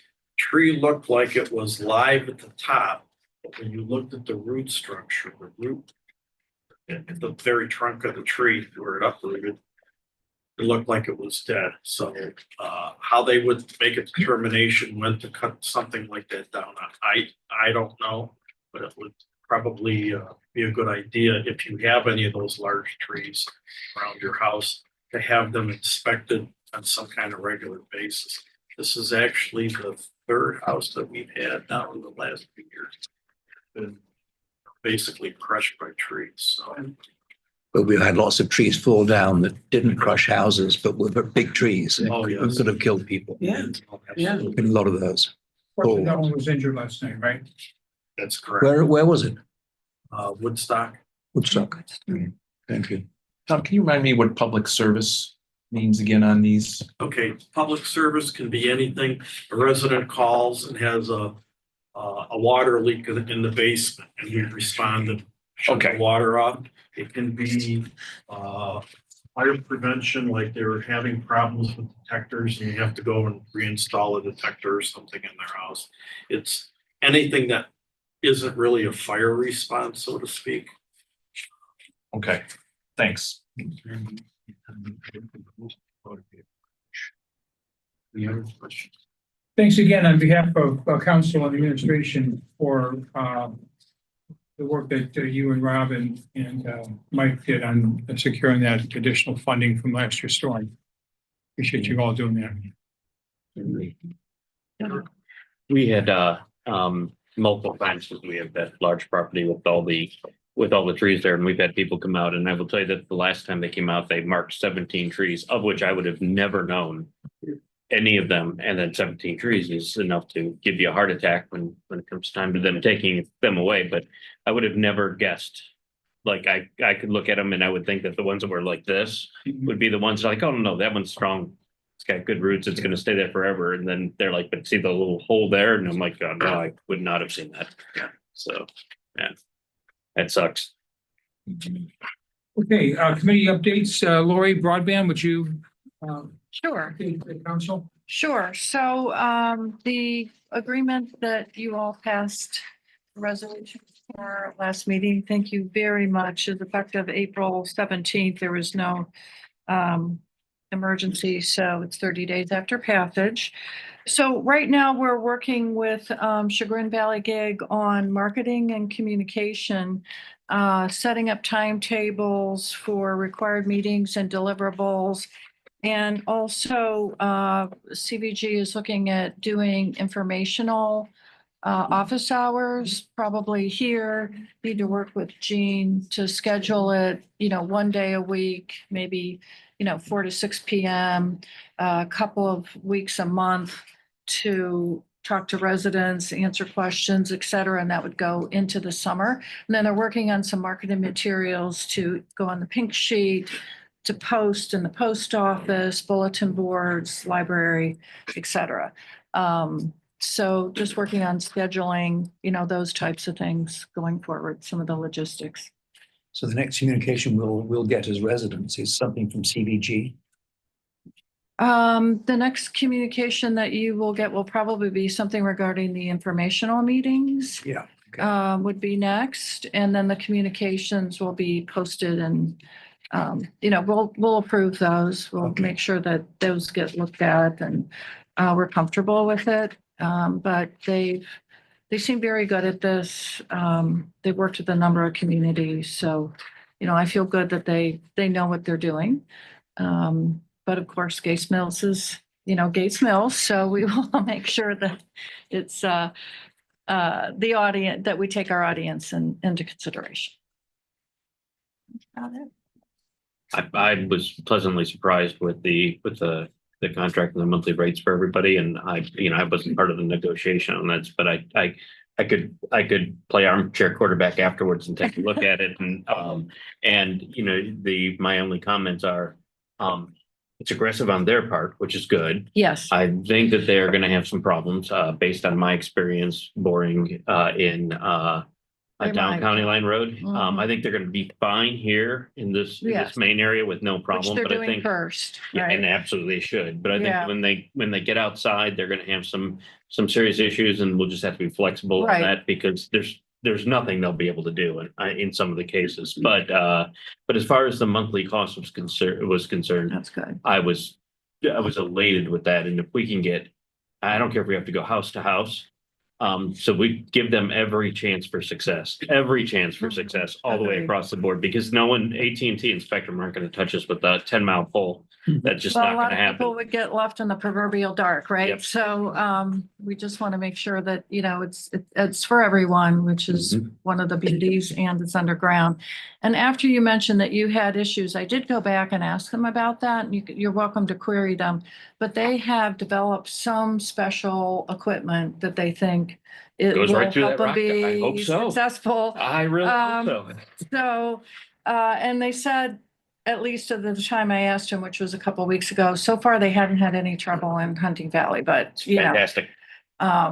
But you're welcome to query them about that. No, I love it. And one thing I would say is that in the education process, you're going to have to make sure that people understand that when they have a cable bill, this is not the cable bill. They've got to pull out the amount that's internet. So they might think that this is an addition Right, to and that kind of stuff. exactly, So in the exactly. education side of it, it's going to That's be a good really important with people who have existing bills to make sure they're comparing apples and apples. And theoretically, this should be cheaper than anything that they're paying right now, which is, and more much reliable, better. more Much reliable better. and, Yeah. yeah, better speeds. and- So kudos. Great job. Thank you. Thank you, Lori. You're welcome. Broadband committee, thank you. Please, Sandra. Yes. Okay. So our meetings are the second Tuesday of the month. When I say we, David and I are on that committee, and the mayor, and some residents and members of the Land Conservancy. So our meetings are on Tuesday at 5:00. If second Tuesday of the month, if anyone's interested in joining us. Progress on the removal of the invasives on the 4 properties. They've done 2 of the properties, the first cut at Federal Field and north of Mayfield on Sugar River Road. They are staging this week next to, well, at the Garden Club to be able to do the Land Conservancy property, the old Merkle property. So they should be starting that this week. So I have to remind somebody, I don't know if you do it, David, or Holly, about putting up the signs to let people know that they're working there. Yeah, so that's going to be coming up. So that'll be cutting and thrashing, it'll begin at the end of the week. The last one is the Arboretum, which they're going to get to in mid-May. They'll be cutting with a chainsaw, followed by foliar spray on the ground cover. They hope to do that within a day or 2, so that one will be pretty quick at the smaller property. The other thing that the committee's working on is something called Plan IT Geo. We have a contract with them, and they're going to compare the tree canopy from 2013 to 2023, the satellite images. And they will be able to segment each property in the village. And the advantage for that is when homeowners get involved, they'll be able to see that comparison and be at least know where they stand, and hopefully be motivated to say, this is something I need to look into. And based on our experience and some other education, I'll be more interested in moving forward. So there'll be an article about Plan ITGO that Eric Carlson is going to do in the April Pink Sheet. So we've been trying to educate everybody going back to probably last May with articles in the Pink Sheet. And finally, and this is exciting and probably feeds into this discussion about trees falling on houses, but Holden Gardens and Woodlands is making the presentation for Cuyahoga County here in Gates Mills on caring for your woodlands. So they're going to be inviting everybody from the county to come here, May 12th, 5 to 6:30. We got it posted up around. It was in the April Pink Sheet. It will be in the May Pink Sheet too. So it's for landowners of woodlands who are really new. So what's the first step? Getting a forester out to determine what my risk is. What are the resources available if you're looking for money? Big enough? Pardon me? Court big enough? Oh, did I say Burton Court? No, community house. So they've done 3 already, or they're gonna do 3 in the 3 other counties. So ours is the last. Will hopefully benefit from what they learned at the others.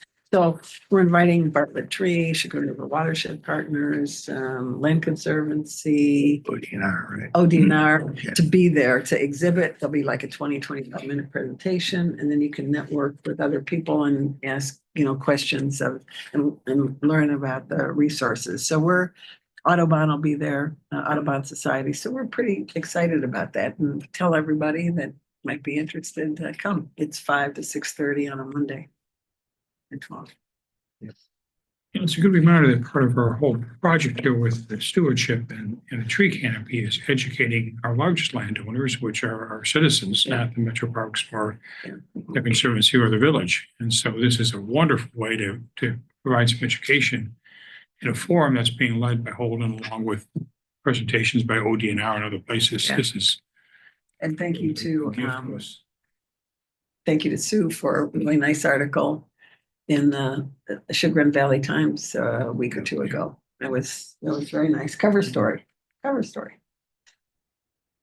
thank you. Quickly on, Quick question. sorry, Can you fill us in on what's being discussed at the Land Conservancy these days? Oh. We never hear.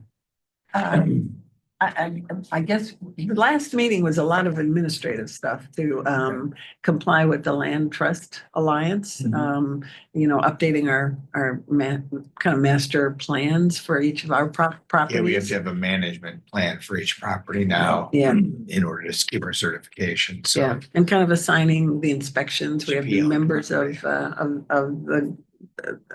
the commission, so we need to assign those. The other thing that's exciting is the Land Trust Alliance, the national group that we're part of, is having their annual meeting in Cleveland. And it's like thousands of people from across the country, and they're doing Chagrin River Watershed Partner applied for a half a day workshop, bus travel to come into the village and see what we're doing. So the Land Conservancy is a part of that, and they're working on the whole plan with lunch, but they'll stop at a couple of properties and look at what we're doing. Are you doing any thinking about putting deed restriction on all the in-fee properties that the Land Conservancy owns? That was discussed, and I would say tabled. There was a committee talking about it. There are pros and cons, and it's kind of on hold at this point. How do we know what the cons are? What are the pros and cons? Yes. Well, and Scott can add to it, but obviously, you put the restrictions on, like no building on it, then, you could serve that property forever, but you've also tied your hands from any future contingencies, years from now. And I think people were not comfortable. And that's what villagers think we've done.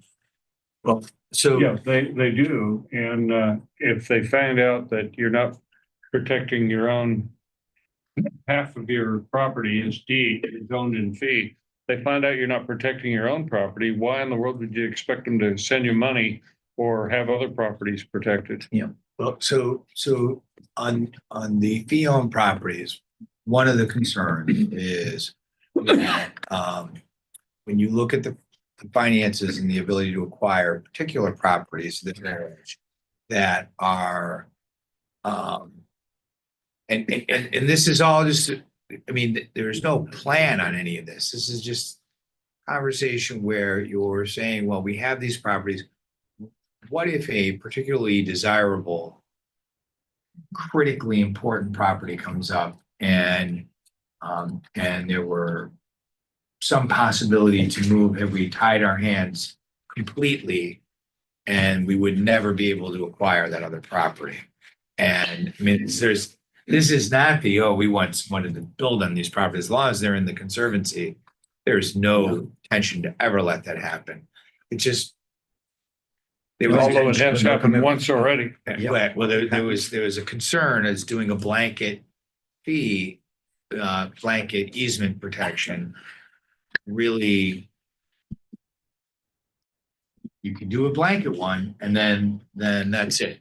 Then and I don't want to mention particular properties, but say something came up and then there was no ability to get that property, even if the people in the village thought, hey, you should get that property. And there's no way to do it. How does putting deed restrictions on keep you from getting new properties? Well, we Can't sell it. financing, no You selling can't sell it. it. We couldn't use it as collateral to get a loan or anything else. I mean, it would tie our hands completely. And Who buy it? Developer. Not necessarily. If you not look at what- necessarily. No, if you Possibly. look at what Western Reserve. Reserve has done in Hunting Valley, Mhm. they've sold some very key parcels to homeowners that basically you can build one house on 40 acres, 30 acres, Okay. and that's it. The rest of the property remains deed restricted Okay. permanently. And so that's a source of funding for them in terms of how they Okay. take care of their properties. Not saying that's the right thing for No, our land conservancy, but it may be something that's I think there's a gap between what you're thinking about and what people in the village believe. What? The people in the village believe that these properties are. David, I don't know. David, I that's don't know only, that. that's only if you take the view that every person has got some scheme, and that seems to be your thing, that people, well, we want to put things in the hands of developers. That's not what's going on here. We've had a long conversation about this, and I think Who's we? the Land Conservancy about Okay. what should we do here? And we think it's got to be on a property by property basis. And then B, when you don't know where your funding's coming from exactly, and you're worried about exactly how you're going to acquire properties, if some other property that was hugely desirable to preserve came up and you wanted to perhaps borrow money, you're handicapping yourself a little bit. As long as those properties are fee owned by the Conservancy, they are protected. The Conservancy owns them for conservation purposes. Well, Except for the one you didn't protect. Yeah. Well, that was. Which caused great consternation. across the Correct. village, I And still caution is some scarred. members. That was an Remember. exchange though. It was an It exchange was for an another exchange. key piece of Yeah, but they're property. built on a property. Okay, well, there are other things that people in the village believe that aren't true, like I'm a village, as a resident, I'm a member of the Land Conservancy because I'm paying property taxes. That's not true. People feel that they can access any of the Land Conservancy properties, again, because they're a village resident and they pay for it through their taxes. I mean, there's things that people believe that aren't true. We can't control Right. everything. And it depends on people who are in the know to communicate that. And for right now, we're gonna have to rearrange our inspection schedules because we have to do land management plans for all the fee-owned properties to satisfy ATLA, which we just learned about at our last meeting. So our general inspection schedule has to be rearranged because we've got to get those done first so we can do the land management program. In all fairness to David, Scott. Yeah. We've been, for as long as I've been on council, Nat's been telling us they're going to restrict the fee owned. It's only a matter of time, and it's been going on for a long, long time, and it's not happened. Well, it has Now, been if you've changed discussed. your Yeah. mind, that's your right. Well, I don't But think you anyone's should come tell changed you any should tell minds, people Michael. you've changed your mind. No. It's tabled. We have different members now. We've not raised it again since the membership has changed. Board membership. Board membership, yes. But like anything, you have to be careful about what you do, because once we do it, It's done. it's done. That's what decisions are about. No turning back. Right. I have a quick question. I think I've just been trespassing. You said I'm not allowed. It just popped in my head that I might be trespassing. I'm gonna advise you. Don't ever confess. when Well, you're on we'll camera. talk later. Public meeting. Police chief in the room. Motion to strike that. So I just want to leave that conversation with, there's no one's doing anything in a rash fashion. And that's some of the board membership brought up the concern is, what do we do? Something comes up and everyone's all on board. And there we are. We want to do it carefully. Do I believe most people? Yes, I think eventually it's going to happen. Well, and I think with the last levy and the agreement with the village, for 50-50 on the money and, the requirement to have whatever, $750,000 and, in stewardship money. I mean, that influenced the discussion too. Right. Because there was some uncertainty, but I think that's. I'd be happy to give you your money back. Okay, I think we've covered the tree canopy, conservancy. We'll get comments later when we're done. Quickly on a couple other updates, the wastewater, got a note from the Hunt Club asking for a revised schedule on talking with them and negotiating with them. So that's to be set. In the meantime, Todd and I and Janet have done some work on the ordinance that deals with the wastewater rates. The rates were set decades ago when it was a private, essentially a village-owned system. The amount was calculated by a rather complex table that estimated how much water would be flowing from the different places and ascribing a flow rate to those and then calculating a dollar amount seems a bit more than what we need. Now we have published rates from municipalities that are comparables. We have published rates from the NURSD. The goal is to probably replace the complex table with the simple formula calculation of something that's already published. That would provide the basis for us to update our wastewater rates for all of our current users, including the post office and the store and the library and so on, as well as set an objective rate for the Hunt Club. And that objective rate, I think I've mentioned in the past, has to be approved by ODOT. I'm sorry about ODOT, by Ohio EPA as part of their review of our application. So we can't arbitrarily pick a number and just charge someone what we want to charge them. On the finance and budget side, we are going to set up a meeting for the week of May 8th. I've talked to Dixon. We'll be back in town before that. Jan will have a week of vacation. I've got some things going on, so we'll convene a meeting on the week of the 8th, go through the 4-month results, as well as update the long-range plan numbers and take a look at the traffic statistics, a few other things. I think you said the week of May 12th. Week of May 12th, thank you. Safety meeting has been set. I don't know, Chief, we have a date. Do you recall? I believe it's May 7th. May 7th. Thank you. And I need to talk to Doug Horner and set a meeting for the service committee. Doug's going to chair that as you approved last meeting. And that would also be probably early May. Okay. Item 15, resolution authorizing participation in the ODOT road salt contracts. This is, Dave, it looks identical to the same contracts that we get from ODOT every year. In summary, we are committing to work with whomever ODOT picks as the provider of the salt. We're committing to a minimum purchase of 90% of what we commit to.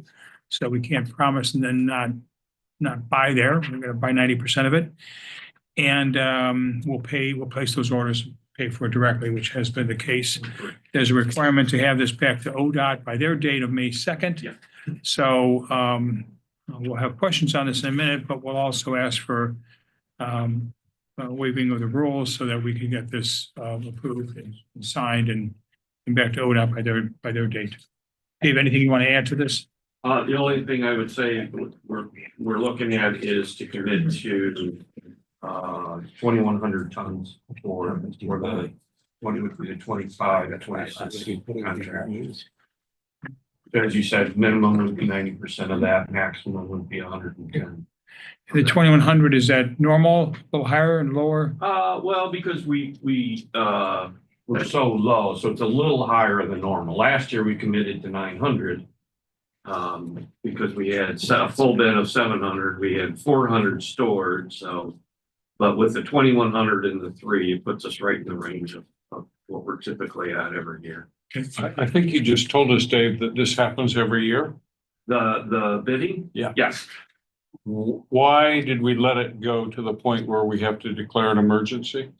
We could have done it in January. No, it just got it. it just came out in April. They just released the. They do that every year. Yeah, they just released Goes it. out- Yeah, contract but if comes we out know in it's April. coming, can't we pass our resolution? No, because they provide the resolution and the language does change a little. Right. Minimal, and it just came last week. Yeah, I don't think we get much input into what the No, language in the resolution. Very little. It's kind of a take it or leave it. No, but it sounds like we do the Post office, right? resolution every. Like dealing with the post office, yeah, same thing.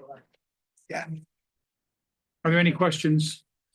John? Just have one. You mentioned during, when we were talking during my orientation that, well, and you just said we have a maximum of 110%. Yes. Does it go, do we lose anything by having a little extra on hand? If you were to get a little bit more this year, because didn't we have to pay extra 1 year because we Store it, yes. So if we get, I'd love to commit to 3,000 tons, however, then we're gonna be storing 2,000 tons at, In your barn. $27 a ton and, so I'm Okay. trying to hit that sweet spot. It's your, got it, got it. Last year was the first year we didn't have, we did last year. This year is the first year we did not have to store any. Got it. So I'm trying to find that. A walking the tightrope. But not too much to be spending all on storage.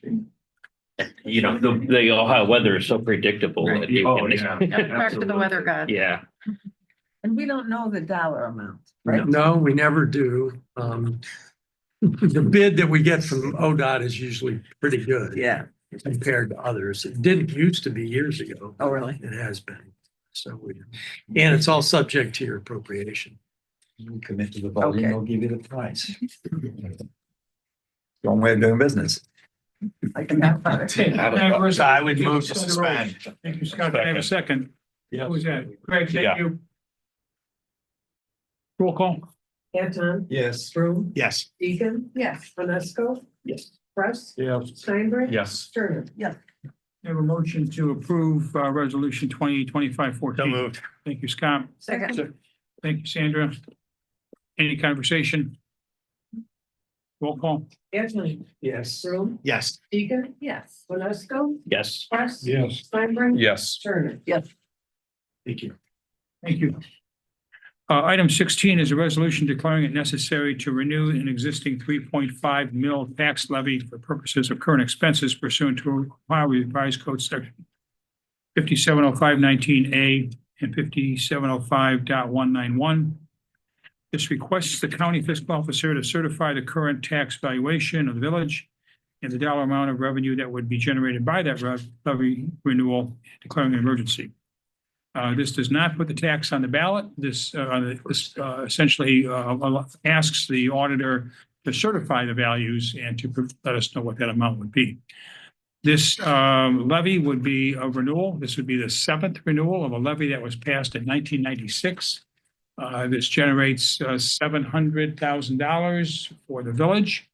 We've been very, I believe, good stewards to be able to run the village on money that we got close to 25 years ago. At that same level.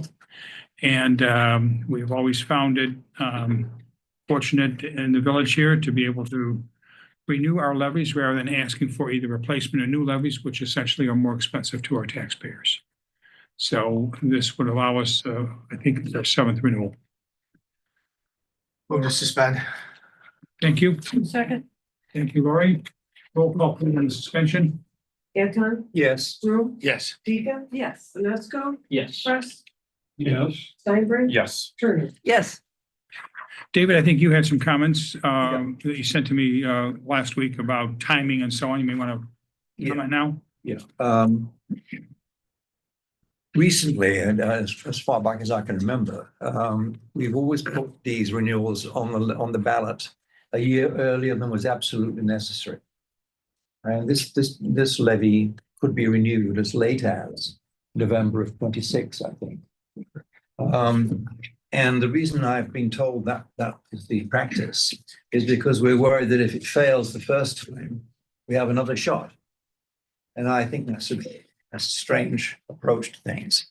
I don't like that idea, but I think the other thing that's also the case is that the the land conservation levy is on the same schedule.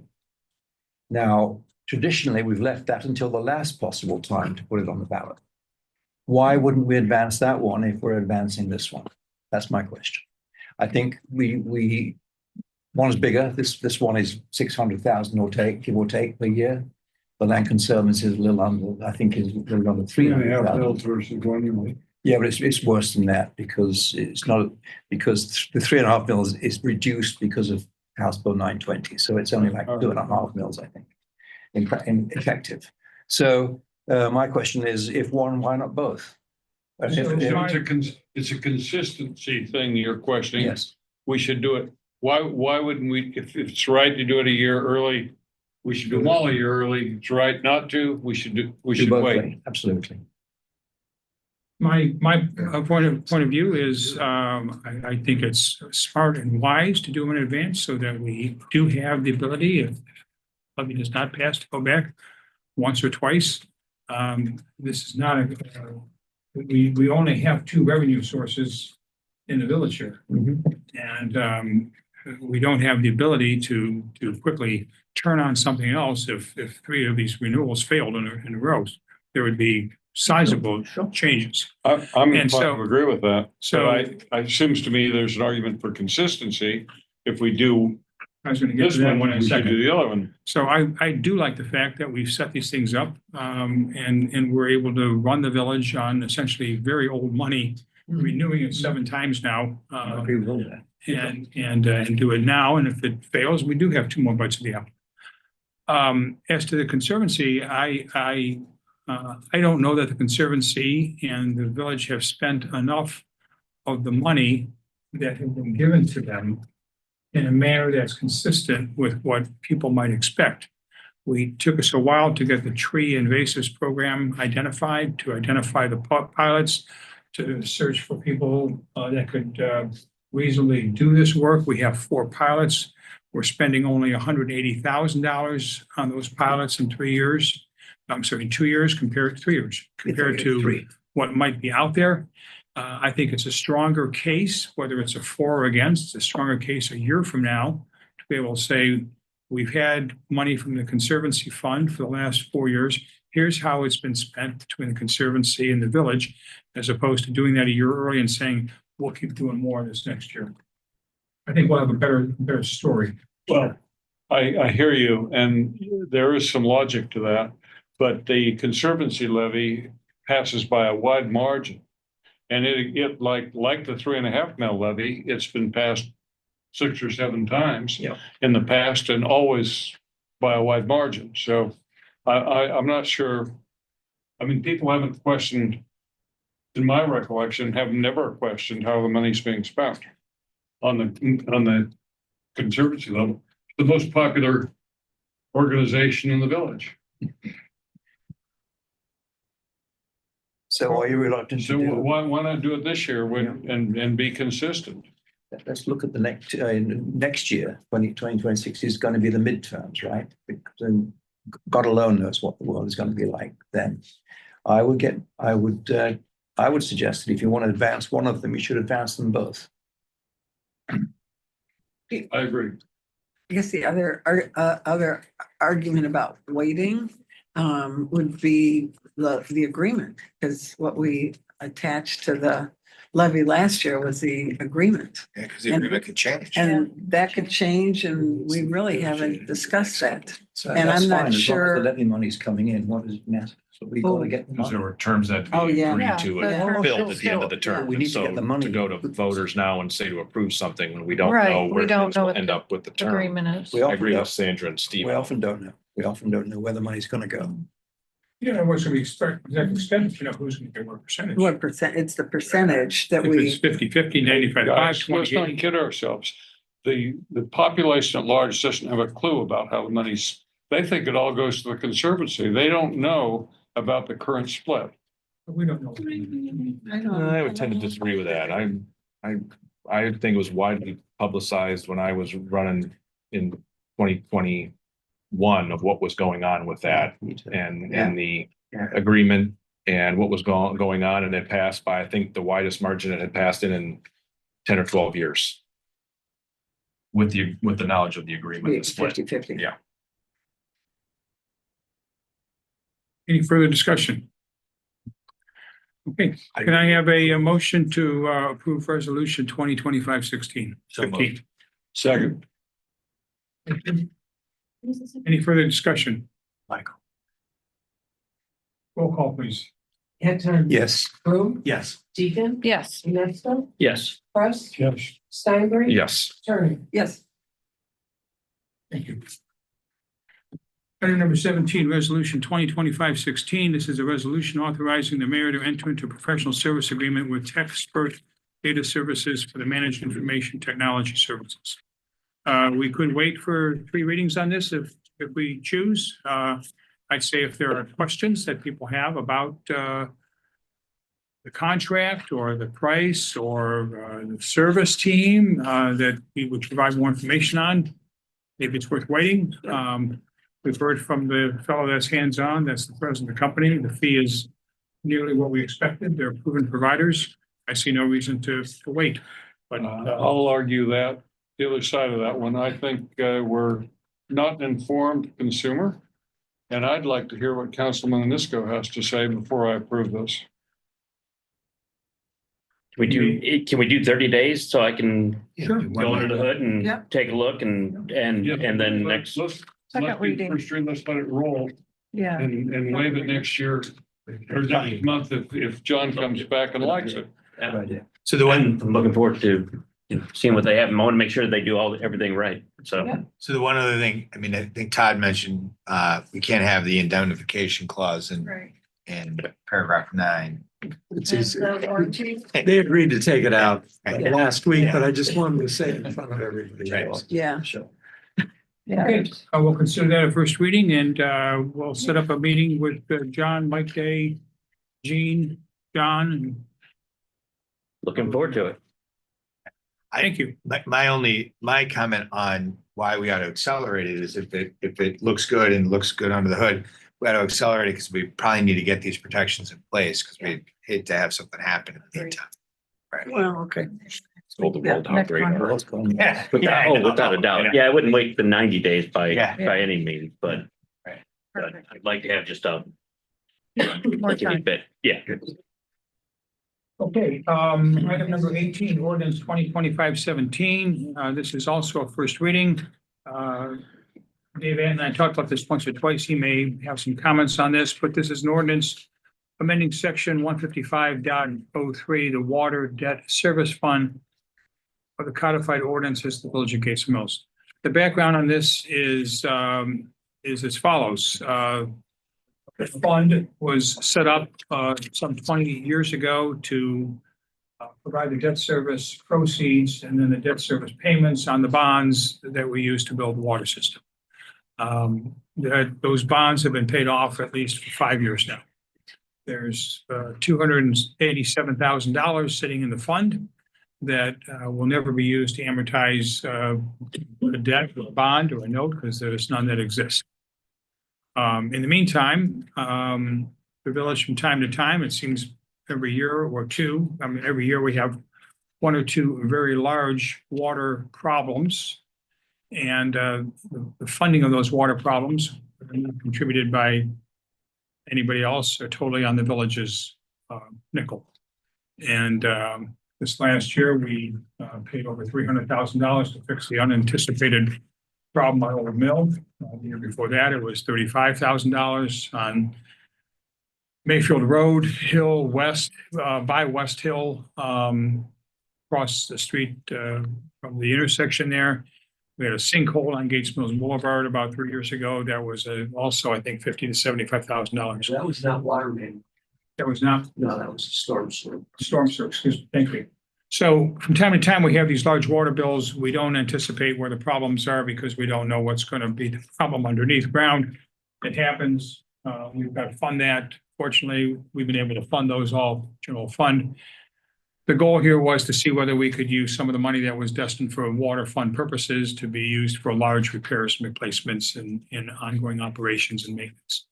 I picked an arbitrary number of 25,000. We're not looking to go to the fund for every $25 bill that we have that relates to water. But for things that are large or unanticipated, this would be a source of funding. There were two approaches with the water fund. One was that you go to a judge and ask him or her to disband the water fund. You may or may not get an answer. It may be a number of years. It may require legal fees and so on. The second, which was the path we chose to write up for you to review, dealt with changing the language of the water fund to allow for the use of the water fund proceeds, the water fund balance, to be used for repairs, replacements, operations, and maintenance over $25,000. David, any comment on that? Well, as a matter of principle, I'd much prefer this money went back to the general fund. I think you ought to keep your powder dry in the general fund. So any funds that can sensibly be reallocated back to the general fund, which means they have plenty of uses that could be available to them, the better. And I think in the long run, this fund will have to receive funds from the general fund anyway. So the same as the capital improvement fund, same as the police pension fund. Every year we have to make a contribution to those funds from the general fund. I don't understand why they're not in the general fund in the first place, because in the end, the general fund's got to fund them. I have a different kind of question. Are we able to invest the 285,000 or because it's not money? Is it just? No, it's invested. It's invested. It's invested. It's an accounting entry, yeah. That's different than the. And is it on the financials then, and the fund balance? Under what, is that water? Yeah. Okay. So quick question. So I don't think this fund will ever go away because if someone has a vacant parcel today and taps in, those dollars are received They go into this fund right. specifically. Yeah. So I don't know that. It's ongoing. That the option of going to the court makes a whole lot of sense because at some point we'd be back asking again if 4 parcels or 10 parcels or something gets developed and there's people getting off well and tapping in, all those dollars go into this fund. Yeah. Is my understanding. The live fund. Disbanded, terminated. Okay. Yeah. But then those future tap-in fees would have to go somewhere. They go into the general fund. Designated, there they go. For that purpose, yeah. Can I just want to make sure I have this correct.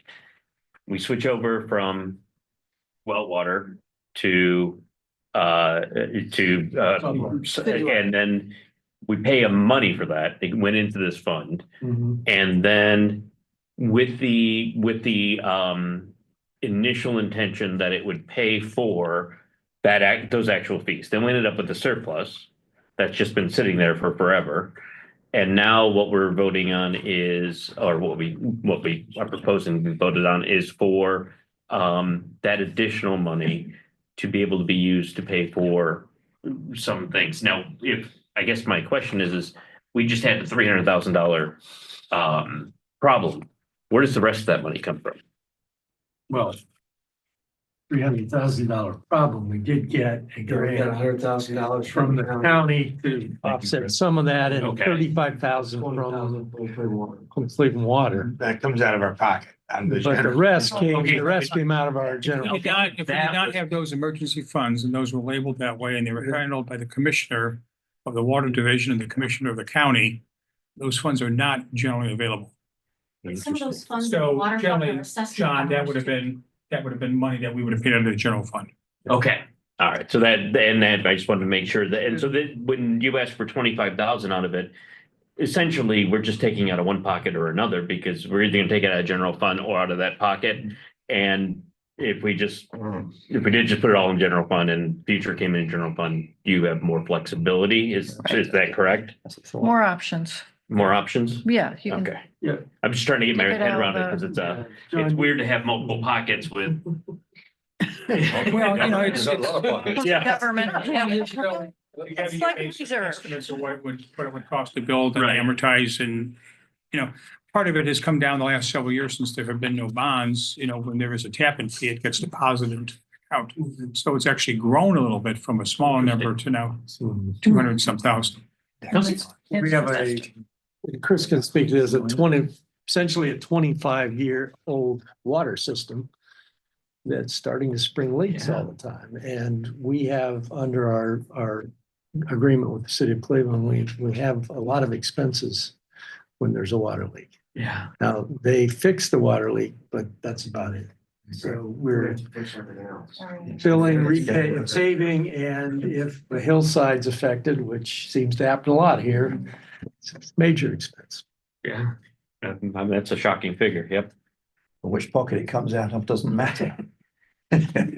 We just felt it was safer It keep. It does matter because we've got money that we can't use. Just, I wanted in the general fund. It's not going to go in the general fund. I don't think that wasn't one of the options. I thought it was in your email.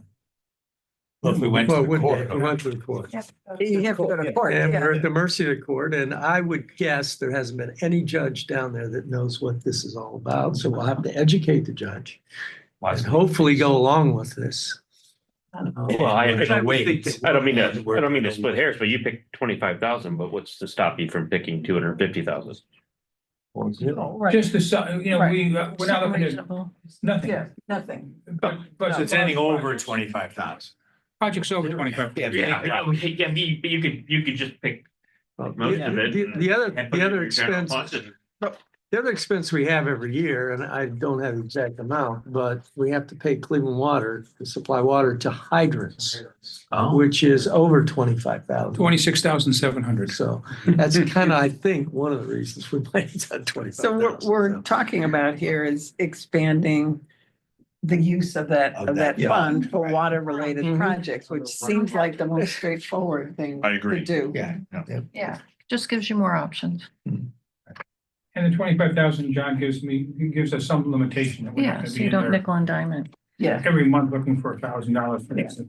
That's a minimum, right, Mayor? Yeah. It would be any expense 25,000 Or more. Yes. Okay. Okay, thank you. I Right. got it. Okay, this is, so this was the first reading. There's no reason to move this along if you want to all think about it.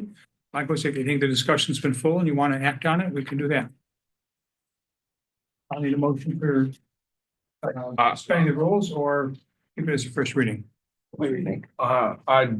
We can keep it as a first reading. Yeah. I'm comfortable with that. The only question I would have is there other funds in here that are cordoned off that we could do something similar with language that would allow us access to some of these kind of below the line funds that It's are. been on the radar for about 2 years and it's taken us a while to wrestle with it. Okay, And I would say nothing of this magnitude. okay. Okay. Okay, so this will be on first reading. Next item is ordinance 2025-18, an ordinance amending chapter 131, council of the codified ordinances of the Village of Gates Mills. I had canvassed this group in advance to see if this is a topic, we'll call the electronic meetings, the virtual meetings that you wanted to bring up at council. No one said no, many said worth talking about. So I asked Todd to draft some language so that we have something to look at. And that's the genesis of what's in your package. Todd, you want to comment on anything that you drafted? No, I confined it only to council. A lot of communities include their planning and zoning committees, or board of zoning appeals. I confined it only to council. Toyed with the idea of putting some kind of conditions perhaps as to when it could be used, but I thought the better thing to do is leave it wide open, that it can be used at any time. And then if you decide in your discussions to scale back, that's fine too. Again, I don't think there's any rush to adopt this today, but think about it. Okay, so you said council, but here it says committees. Right. Yeah, council committees, council meetings and council committees. Committees, okay. But I thought they're you not said planning and council only, but- they're not planning and zoning or architectural board. It's too cumbersome. Cumbersome. You have big plans and Right. I'm a yes on this issue, but I also think we need some guidelines, not to go in the ordinance, but we need to agree if, for example, we had a snowbird on council and they wanted to do it electronically every single meeting, that, I think that would be over the line. I would agree. If we started to have all our council meetings electronically instead of in person, I think it should be used by exception rather than as a rule.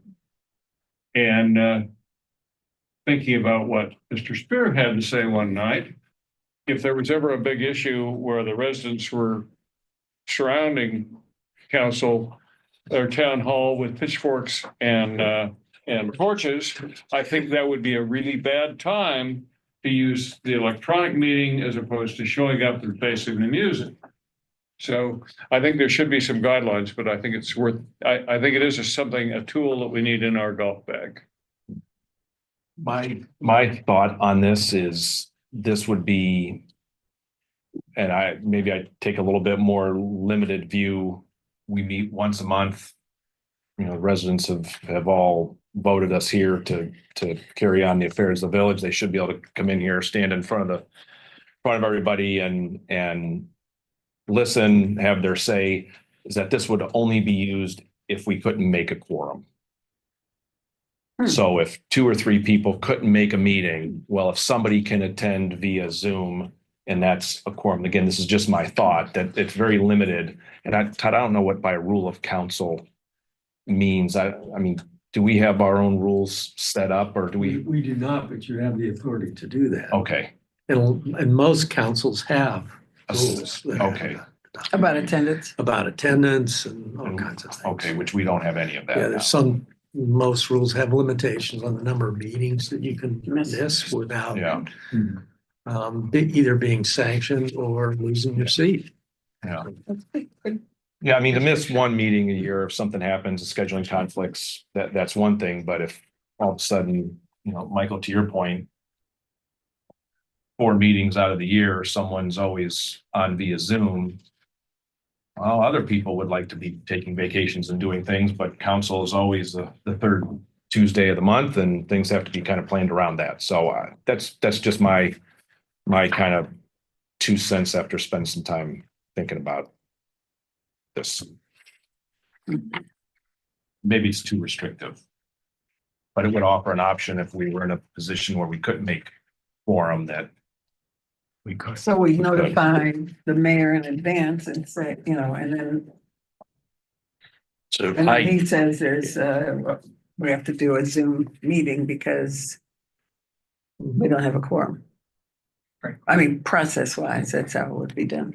Go ahead. I took an initial stab. This one was right up my alley, so I took an initial stab at this, and I didn't know how to actually facilitate this, so I just took a stab and put together some notes. Oh, good. Sorry, and I can just I promise it'll take 2 minutes, but I just wanted to put my 2 cents in, which was my background's from corporate, so we had the same thing. We always wanted people in person, but so I'll just read this really quick. I'd rather talk through it, but I'll just read it from my standpoint. So initial considerations, technological feasibility, virtual attendance is certainly possible from a technical standpoint. My experience and precedent. Council members may face some challenges adapting, particularly those less familiar with remote platforms. Scheduling differences, unlike board meetings, which can be coordinated around participants' availability, council meetings follow fixed schedules, which our lives don't always meet those fixed schedules. And then if we were to do something, future-proofing, allowing virtual attendance now anticipates future needs, including potential health crises or pandemics. So if you put the rules in place now, then you get them. You get that for any future crises that we don't have. So addressing potential abuse, and this is exactly where you guys were. Historical attendance based on past participation. This council is unlikely to. This council here is unlikely to abuse future attendance. Future councils, the policy should be designed with 1 or 2 future councils in mind, where attendance patterns may differ in the future. And so my recommendation for abuse, it's just me, was virtual attendance should require prior approval. Unacceptable reasons, simply wanting to attend from home without justification, nah. Acceptable scenarios, a scheduled travel, something that you had to do for business or even for vacation, which is well in advance. Illness, acknowledge that there's a potential for abuse, but would likely become evident over time. Everyone with a sniffly nose every year or every month is not going to do it. And then I said there should be an approval process. So the convenient option is the mayor gives approval, little checks and balance there. Or the less convenient option, council has to vote for it, but that seems like a less one. As far as the technology and guidelines part of it, and this is where I thought I was most I had most to offer. It would be the responsibility of each council member to ensure that they have reliable internet connection. So village responsibility, Gates Mills is not responsible for providing or ensuring any inadequate connection for remote attendees. I have a trip at the end of this year, which is to Antarctica. It does not interfere with the board meeting, but if it did and I wanted to attend, it's up to me to get a Starlink to get some kind of connection, like there's no way that the council could facilitate that. And then I also addressed, and this is something that we did for our meetings, is connection quality considerations. There should be a sanity check for poor and unreliable connections. And that's that I said the mayor should allow for some flexibility, but disruptions should not exceed like 5 minutes. And if suddenly your connection is breaking up, then no, you got to go. And then if remote connection fails or inadequate, the council member should not be permitted to vote. I was thinking this because if you're watching it via YouTube and you can't get you actually can't get your connection to work, you're probably missing parts of the meeting and so in which case voting seemed like kind of and then I said texting and voting is likely non-compliant with public meeting regulations. It could be right, it could be wrong, who knows. And then as far as technological platform and setup, broadcast first participation. Don't forget it. Yeah. Thank you. YouTube is suitable for public viewing and archival, but not ideal for interactive. So preferred tool would actually not be Zoom because it would be Microsoft Teams, because the logical thing is we have an Office 365 and we probably have that available or for minimal additional cost. And then the minimal setup requirements that you would have is all you need is a computer monitor with audio capability visible to the recording camera. And then that would give you the person that was absent or people, hopefully not people, but person that was absent that you would kind of cover everything. So that's what I put. I went through and analyzed how it would go. Doesn't mean that anything in there, that was just my general observations based on Thank you. past experiences. Which reminds me, one last point. If we had an electronic meeting where everyone was electronic, we should have a facility for public participation. Which MS Teams. Right. Could definitely. We don't want to be having behind closed doors or meetings that are perceived to be behind closed doors. I think we were pretty successful during COVID. We did it for about 2 years. Yeah. And there was citizen input. It was over Zoom. You needed to have a person there to monitor. So we, going back to February, when we first talked about this, I had talked to 10 communities in the area, and 7 of them do not allow for virtual meetings. The 3 that do are Hunting Valley, Moreland Hills, and Kirtland Hills. They all have one meeting a month like we do, because other communities have more meetings, so that's a different influence. Makes a difference. I'll bet you a lot that if you went back 5 years, there wouldn't have been any that allowed it. So the clear trend is moving toward allowing it. Yeah. Okay, because technology's changed and it's more. COVID happened. And COVID happened and we did it, And just the last comment, the ones that do have it allow any public body to meet And there's no restriction, No no restriction. restriction. So it's the council and Some committees. permitted to do telephonically, and I Yeah. didn't think that was. Yeah, telephonically. You really don't know who really. Yeah, you gotta know who's talking. Not like you've got John on staff. to do IT stuff. There you go. Yeah. And I would just say, this is not, this is not an endorsement. I'm all for board meetings, they were always in person. I think any in-person meeting, I think is far superior than having a Zoom call. But I just wanted to look at it from the technological and historical perspective and say, here's my thoughts. So I just said, I was reading this and I couldn't tell on the committee meetings, were those gonna have to be live streamed also? Yeah. Okay. And then my only other comment is on the public notifications. Well, they don't have to be, that's how I. If they want it, yeah. Okay, the public notifications, those are the ordinance sections that we had talked about with enhancing notice. I think this enhances it somewhat, but these are those sections that we had talked about, Michael, when we were talking about potential alternatives to the charter amendment. So we ought to look at these Made those at least with an changes, eye yeah. to that. Yeah. So if, let's say, school liaison committee meets in person and they post their meeting and they don't choose to have a virtual meeting, or they choose not to do that. Well, I guess they'd have to. I mean, if there was a member who wanted to attend, Well, Scott, according to this, they'd have According to. to this. is a council committee just a committee of council members? Yeah, that's what I Oh, thought. yeah, yeah. I assume it's the ones that are in the ordinance that are listed. So. we have to I don't go through have that that. list, yeah. There's some specified in the charter and some that we All right, have So we'd have to- decided to have.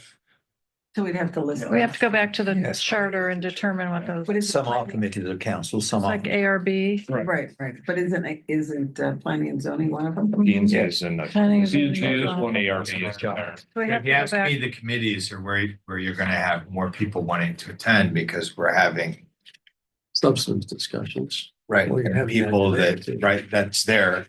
And they may be in Florida or someplace. That's gonna be the place where this rule is gonna meet the road. I think we're gonna have mostly in-person attendance on Yeah, council. yeah. Uh, Good point, but good. that's gonna be the place. Yeah, That's that's a why really I'm good point. And how are you gonna do that? You don't have to include that, though. You can just have it be council, and not have it be committee But or if commission. that's. Right. So I think it's a good idea, but I would limit it to one or two meetings. I think the public has a right to see our face other than, and to talk to us other than on a online. And I think that council members should be trusted to monitor those reasons themselves. I mean, we're elected officials. We should have the responsibility to use it judiciously.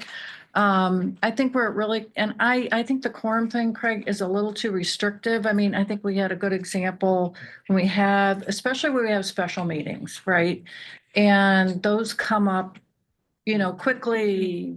People have, kids are on vacation, we've made plans to go to Antarctica, whatever. So I think especially where that comes up, it could really be helpful and alleviate quorum issues, and also make sure that everybody has the opportunity to participate without giving up a vacation that they plan with their kids. So I think it's a great idea. I would limit it to one or two annually myself.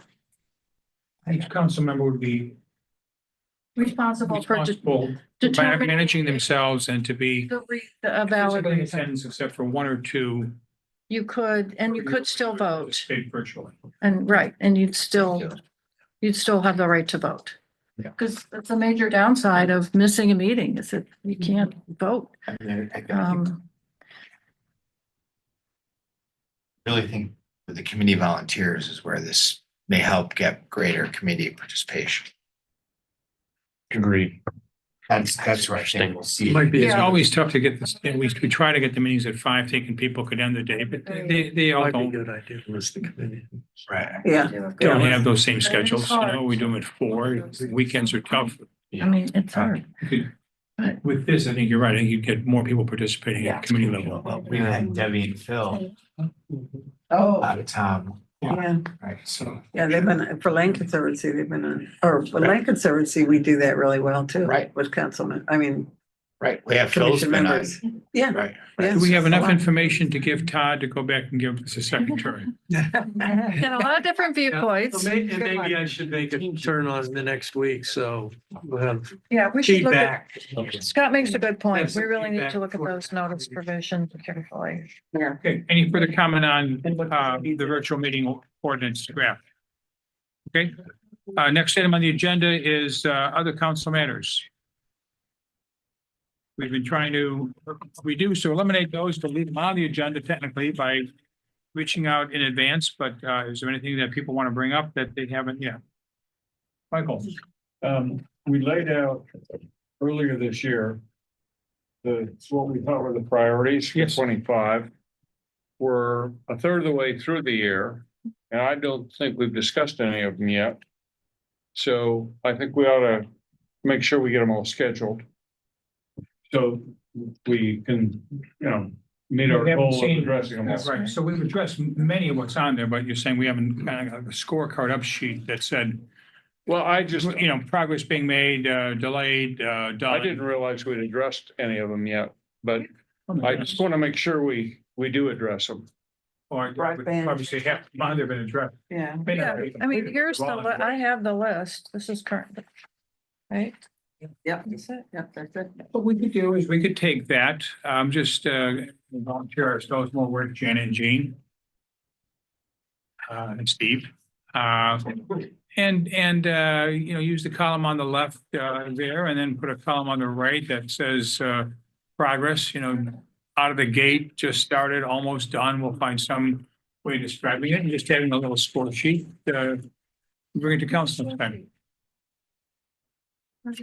I look at that probably every week. It's frankly how I drive most of what I do here. So our senior services are down there, and even though they were last soon on their comprehensive plan, they're gonna move up a little bit. So Michael, thank you. It's a easy way to report that out. Yeah, good idea. Other comments from council?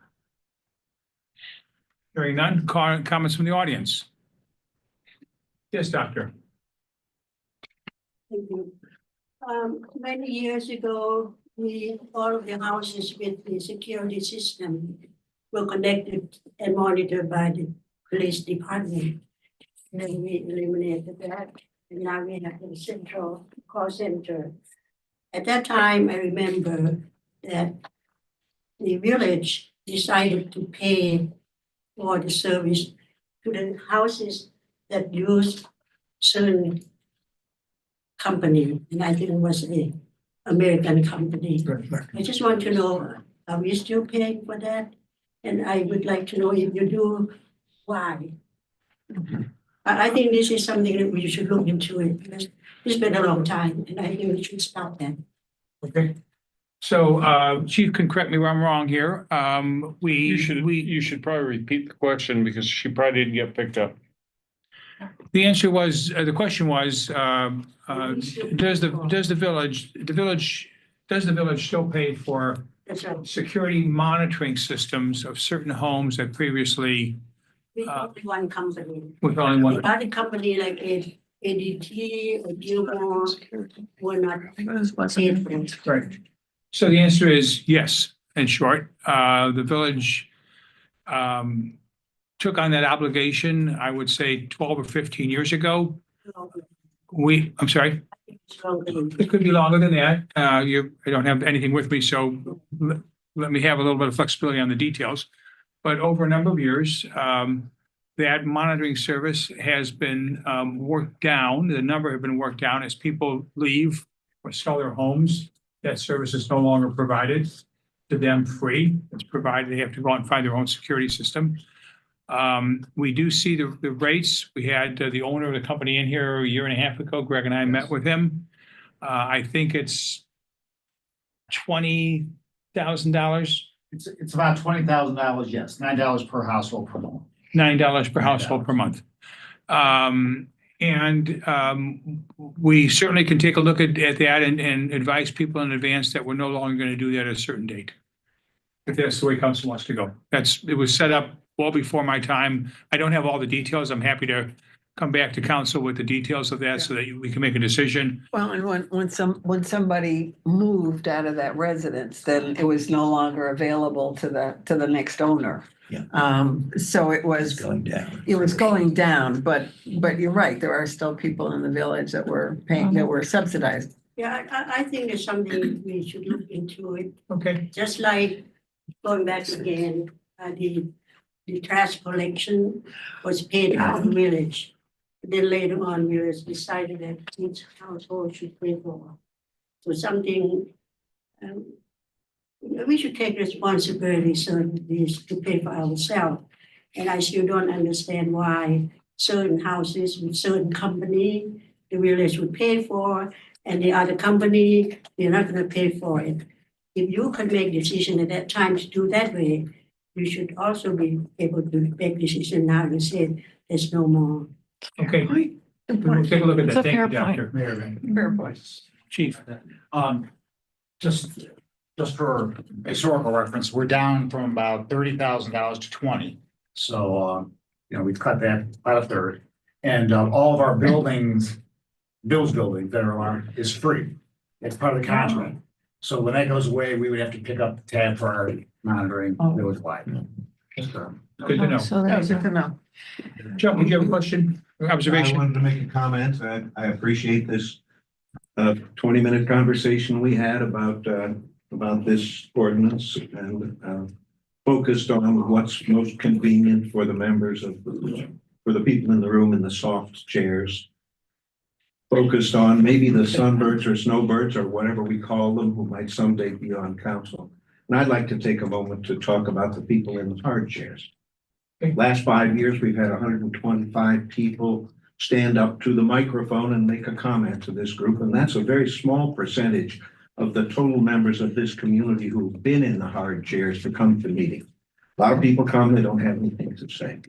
So the first thing I'd like to say is I object to this room.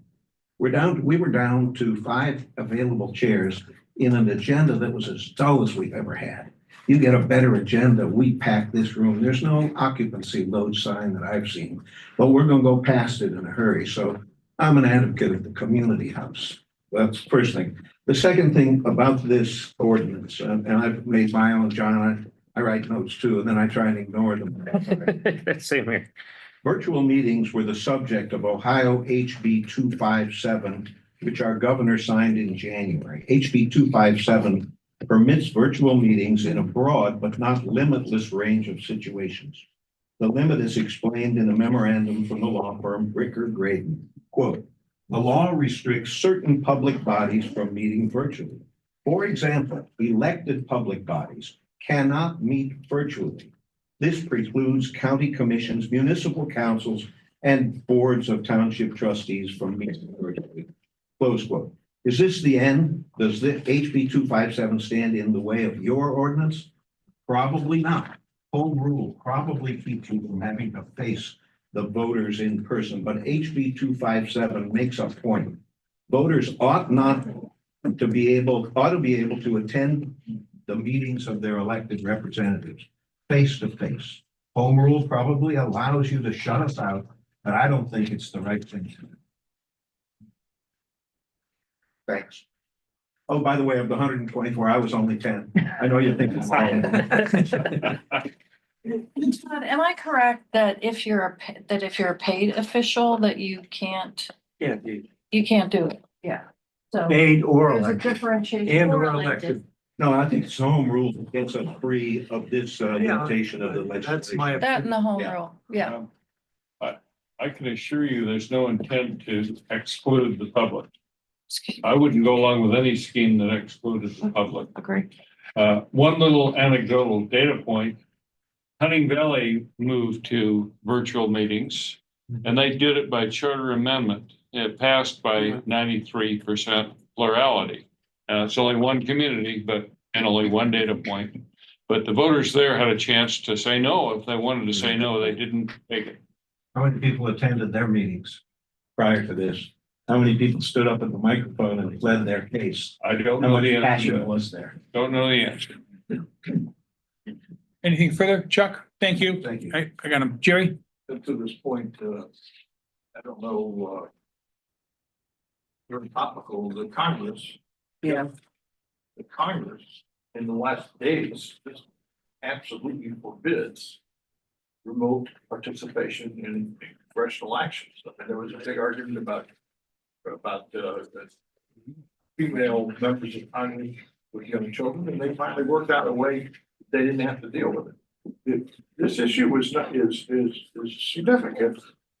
You mentioned that there's a phrase in the high tech world that high tech transfer is a body contact sport. And what they mean is the ability to communicate with someone, to hold their attention is significantly greater if you're face to face. Oh, for sure. And that's why requiring people to be in the same room has a significant advantage in dealing with issues.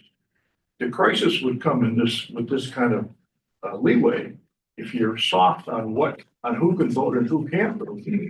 And you have a contested vote that's coming up, and somebody, mayor or someone, gets to decide who can vote and who can't, whether they've been on too many vacations and all that. Yeah. The caution should be on the requirement to be at the meeting for the reasons I talked about and the reason that Chuck talked about, which is it gives the public, the voters, the chance to grab one of the councilman and shake him and say, I didn't say that. So, and I think that's the issue, and I think it should be protected. I think it's an important principle. I think the issue is when we have special meetings that that come up, for whatever reason. That, we have on our calendars when we're supposed to be here. But when we have a series of special meetings, that becomes a challenge, and it's hard to it may be hard to get a quorum if it's during March and you've already, people have made plans or whatever. Bought tickets on a ship down. Or And while I totally agree with you on the face to face, I will tell you that in my last years and in my company, it's a generational thing. The face to face is definitely something that this audience is definitely used to.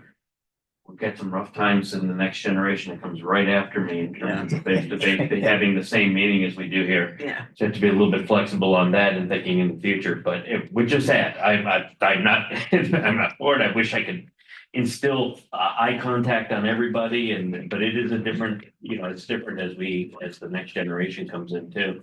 Yep. Interesting point. Yeah. Yeah. So we should have an exception if you're under 30. There you go. Exactly. Yeah, I Well, can make eye contact. Yeah. Okay, the moderator said that he has enough to do something with. Do you? Okay. Wow. I move we adjourn. I'll do something with it. Yeah. Then you guys can tell. We have a motion and a second. All in favor? Aye. Aye. Any opposed? Any abstain? Thank you all for coming.